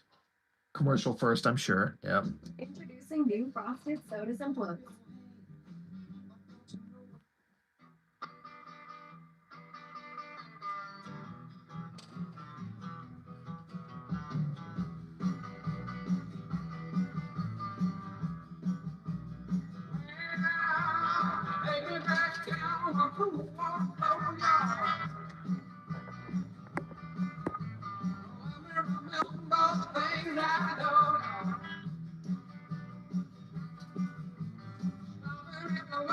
Catfish bite, walking along the railroad at night.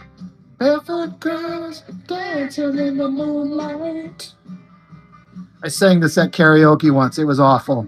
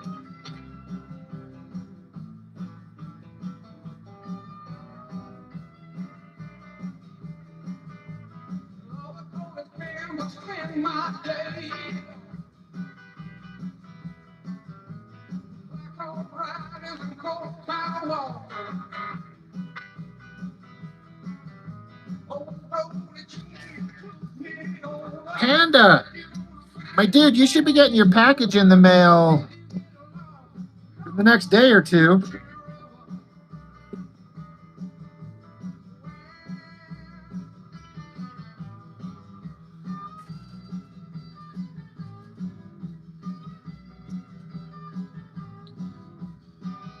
Yeah, the drink. I think of Vietnam when I hear these songs. 100%. Yeah.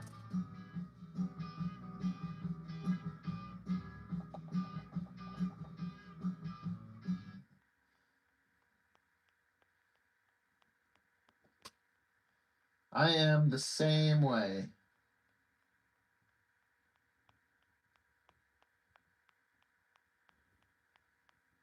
Here's another one of the best ones. Commercial. This is a meal. Saucy chicken roma. Stacked spicy steak.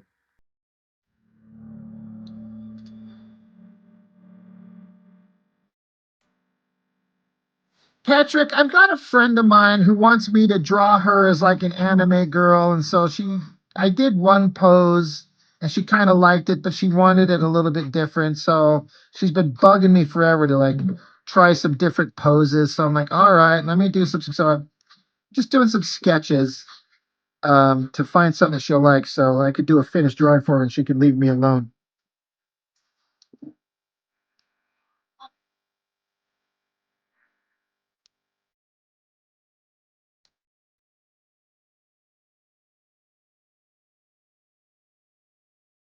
Yeah, Panda. They said delivered by Friday, but it seemed like things get there a little bit early. I tossed in one extra for you, Panda. I have a book another book I forgot that I had done. I did a issue of my brother's comic, so I threw that in there as well. Also, you got your sketch in there.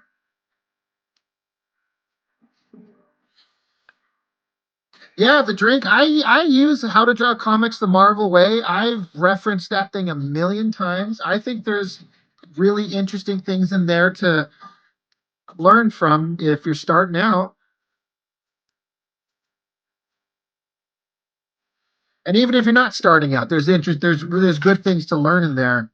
I definitely think it's worth checking out for sure.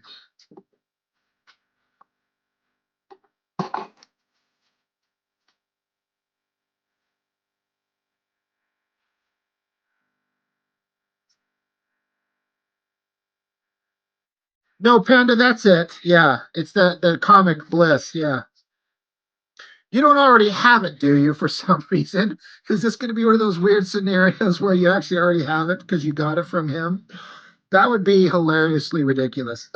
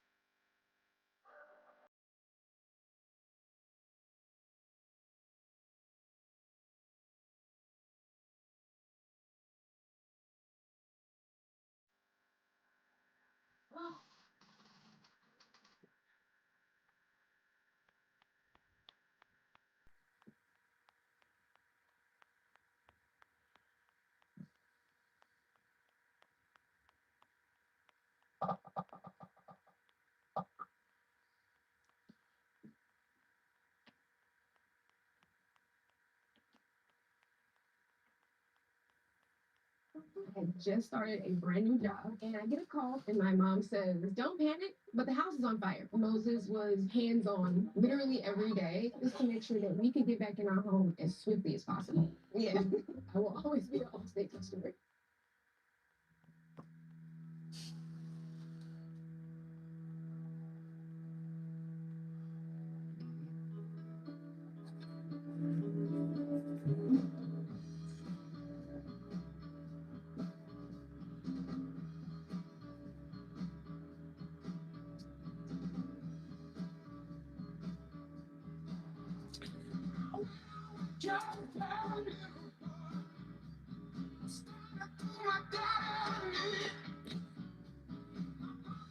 Yeah, Urkel, you've had 3 copies and they've disintegrated. Yeah, I still have my original copy. It's holding together mostly okay. Mark, yeah, it's kind of what I was seeing, the same thing like you're talking about, the J. Scott Campbell, yeah, the James Bond title sequence. I love that whole series. Campbell's so good. I know I say that all the time, but truth is truth.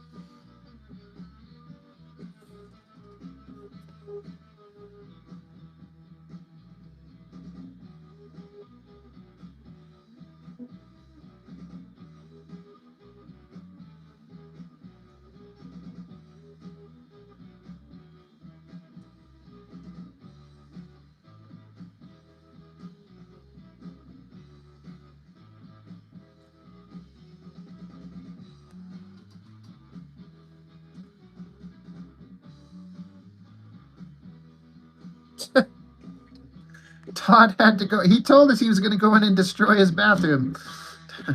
Do not go in there. He said he would do it.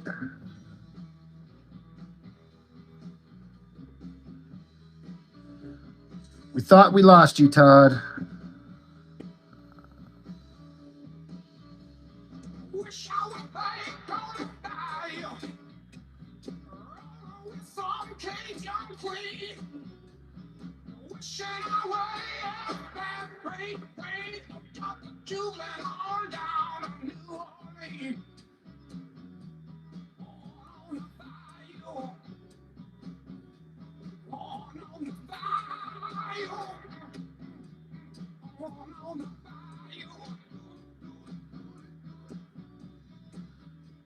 I was actually thinking, now that you mention How to Draw Comics the Marvel Way, I've already shown it on my channel, but it's been 2 years ago. Might be time to dig it out and flip through it again, because, again, I got a lot more viewers at the moment than I did then, and I like to revisit things. Like double dip, so to speak.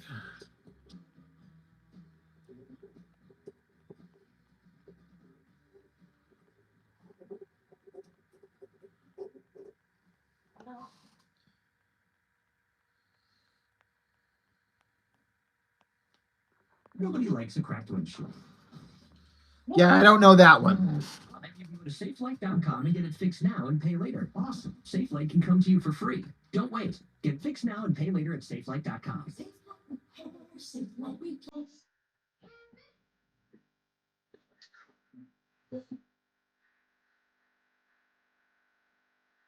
Yeah, Panda, the J. Scott Campbell sketches and previews and Wizard. For real. Seriously.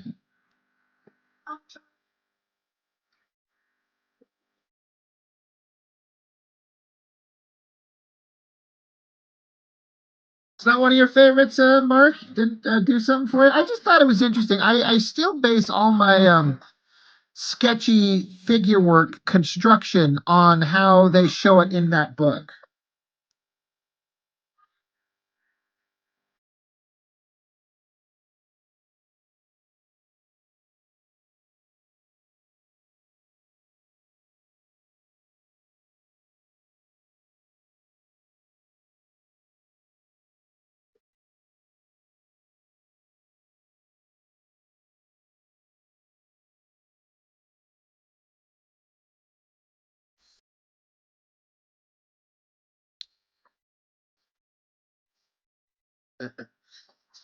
Yeah, J. Scott Campbell, he's so good.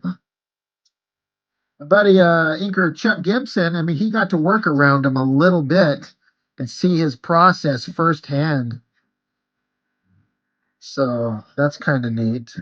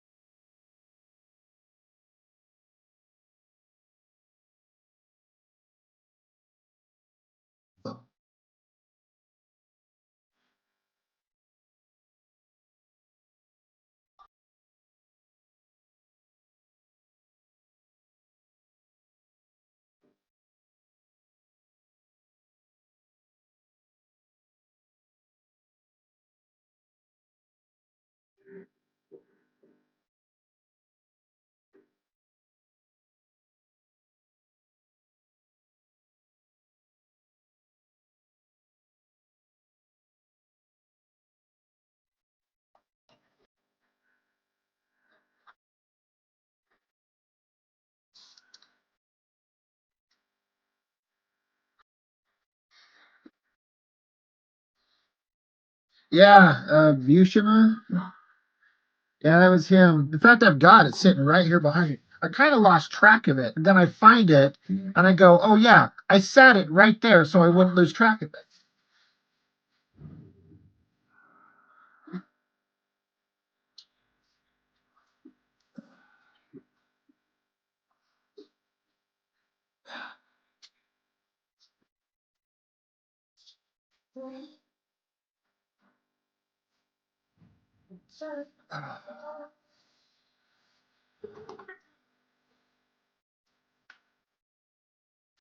Yeah, this is the original copy that I got back in the,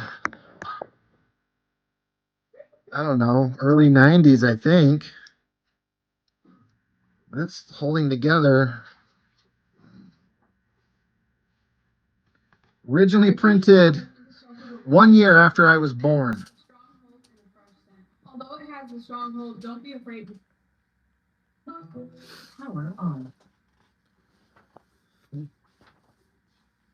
But yeah, all these sketches on the inside just show what a fantastic artist he is.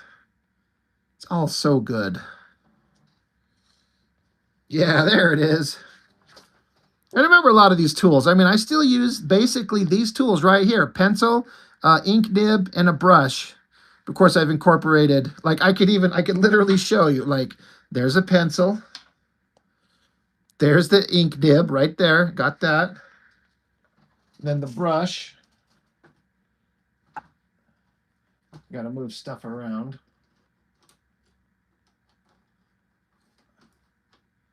But I've got brushes right here. Got a lot of brushes. Bottle of ink right there. Erasers. I got a billion of them. Got erasers right there. Triangles. Rulers. I don't have this. Well, it's like a drawing board. I guess it could just be a stand-in for just a desk. An ink compass? Absolutely no. They're like, well, how else are you going to draw circles with a fucking ink compass? I suppose when this is the only tool you've got, you find a way to make it work, but God, no. Absolutely not. Then a bunch of awesome black and white Kirby art. Bird's eye view, worm's eye view, silhouette. Can anybody spell the word silhouette just from their own mind without referencing it? Because I never, and I mean never can. Silhouette. Good Lord, I'll never get that.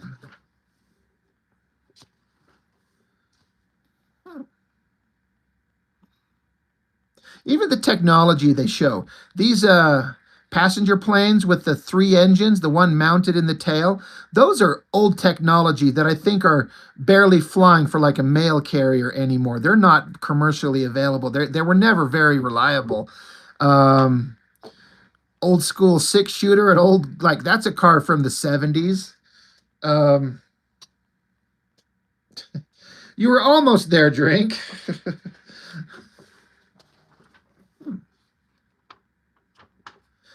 But yeah, this block, this cube and cylinder construction, I still utilize that to this day. And then the way that they break down the facial structure, the basic forms are things that I still use because I just flipped through this thing a million times.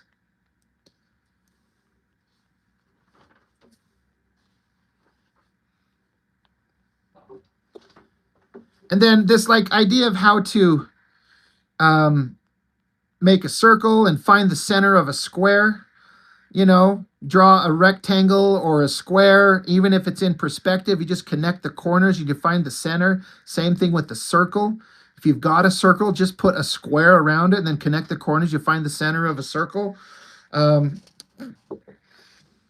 then a way to divide off a wall in perspective, the way that they kind of demonstrate it here, it's like simple but crazy if you have no idea. And I'm not an expert, don't get me wrong, but like I want to like try and ink these things, and you could only ever fail, especially with someone at my skill level, but it still looks like it would be fun as hell to try and ink some of these chapter break pages.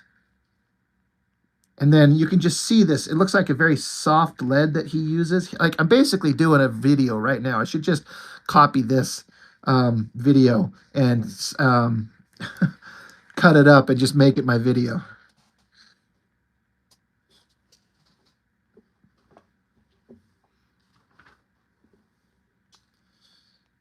You're Reed Richards. You're Sue Storm. And this is stuff that I enjoyed. They're talking about making your figures dynamic, giving them energy. Yeah, this guy's kind of fine, but spread his legs apart, give some more energy and movement to his arms, flare the cape, flare his dress, you know, make it more impactful. Totally makes sense.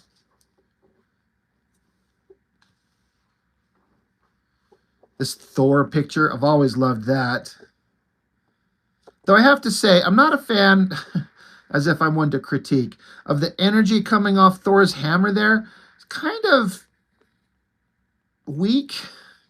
It's like, what is it, a candle?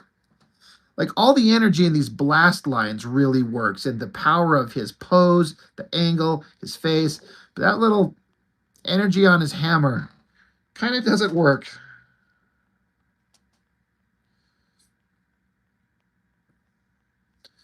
Cylinder drawing is underrated in your opinion. After drawing boxes, I feel like cinders have helped my construction most. I get it. But yeah, this right here, this basic sketch figure, stick figure construction, I utilize this all the time. I've kind of modified it, so to speak, as I've gone on in my life to the way that you see me sketching these figures out here. But it needs more lightning bolts, right? But yeah, just these stick figure sketches where you're just trying to keep it loose and energetic and then build your figure around that. This is the part that I identified with most, is where they said, for those who've mastered the cylinder, mastered the cubes and its cousins, for ones who really understand the construction of the human figure, there's another approach to forming the body. It's basic and obvious, as simple as the process of scribbling. Just this scribbling the figures down, which is more like what I was doing on my sketches just up here. But just scribbling it in. I feel like this is how most artists, once you've kind of gotten a reasonable handle on the human figure, you move on from the stick figure and cylinder construction, and you just kind of scribble it out like this. That's how I construct all my pages. All this stuff that I've been doing right here, like this drawing I did, it started as just basic stick figure sketches and then scribbling and then refining. Like it just comes from doing this kind of thing. I always like this shot of the girl. It's a sign of the times, but you know, this little frumpy outfit on her butt there just kind of, I don't know, it's not as attractive. It's not used to the shit that it's not as good as the shit that I'm used to from the 90s where it would be a thong up her butt. But this figure right here, I like this scribble right there. That thing looks so great. I like that better than the finished drawing. So good. I've seen this drawing inked by Scott Williams, and it looks really good. I really liked what he did. And then just look at that figure. Like, look at the absolute mastery of the figure. The way he's flexed and twisted, the upper body twisted this way, and then the lower part of his body angled the other way. That's so dang good. Second is more Frank Frazetta. Yeah, I see that. Talking about getting sweeping motion lines with your sketching to get the energy. Yeah. All these shots with these energetic poses. Just get the power in the movement. Just keep it loose.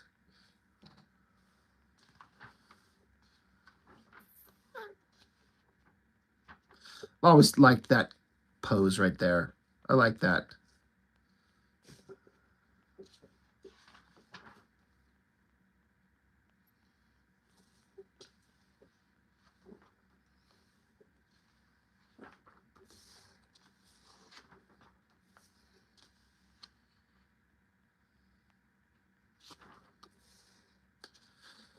Drawing the figure in perspective.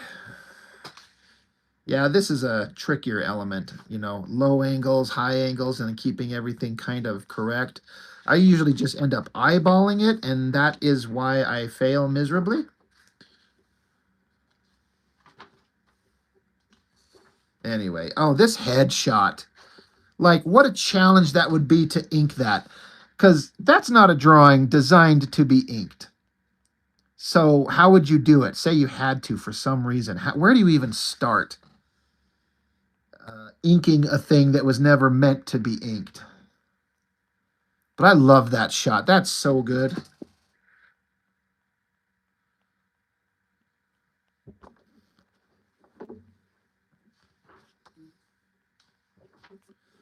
Anyway, I need to wrap this up. I hate that it's like getting late and I got to go to bed because I do not want to go to work.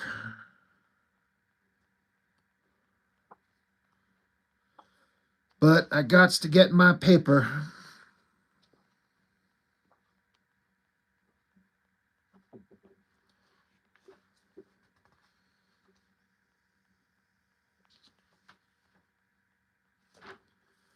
The composition section is something I need to pay more attention to, like laying out a page and paying attention to how everything's put on the page and what draws your eye. I feel like that's the thing that it's kind of hard to teach in a book. You have to like just put it into practice all the time and then have somebody like look at it and tell you what they think. But let me just keep flipping through this thing. We'll just flip through it to the end real quick.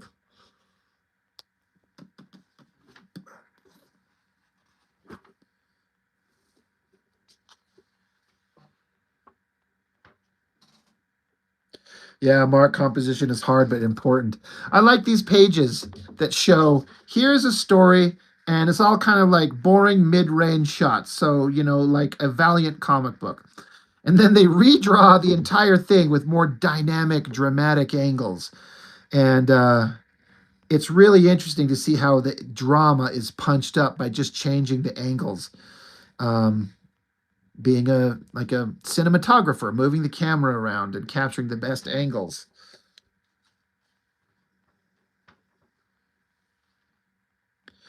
Sheldon, yeah, sometimes you nail the pose through the sketch right away.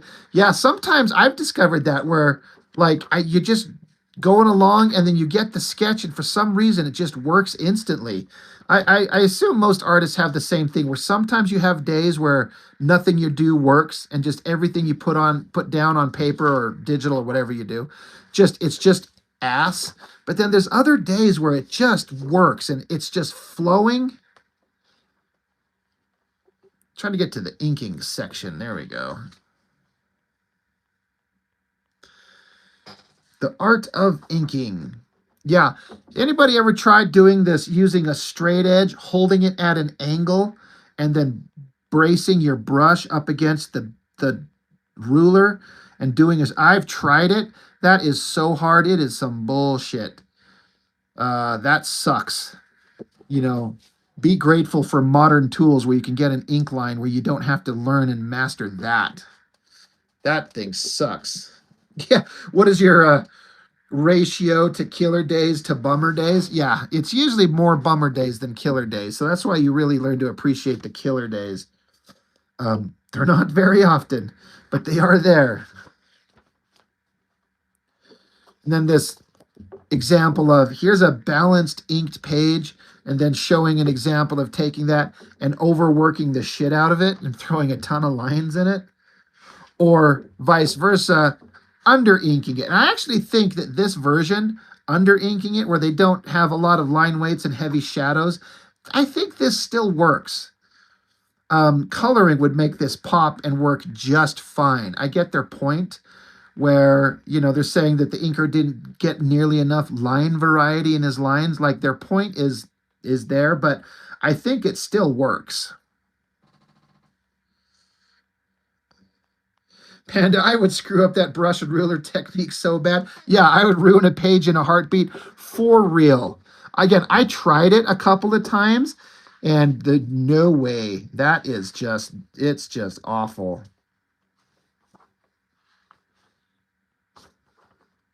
Anyway, yeah, that's the end of that book. Good times. Yeah, this book it's held up pretty well, but I tend to take care of my stuff. But I've had this since I was a teenager. And 1 year from now, I'll be 50, mostly dead. It's crazy.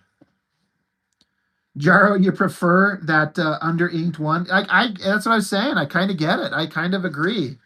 You know? It kind of works just fine. Again, coloring could just make it pop. Yeah, Urkel is better for the colors. Yeah, agreed. All right, I'm gonna bounce. I have to go to bed. I don't want to. Sucks. All right, guys. Thank you. I had a lot of fun, guys. As always, very, very much appreciate it. So I will catch y'all. Probably won't be doing one tomorrow. I'll have my kids.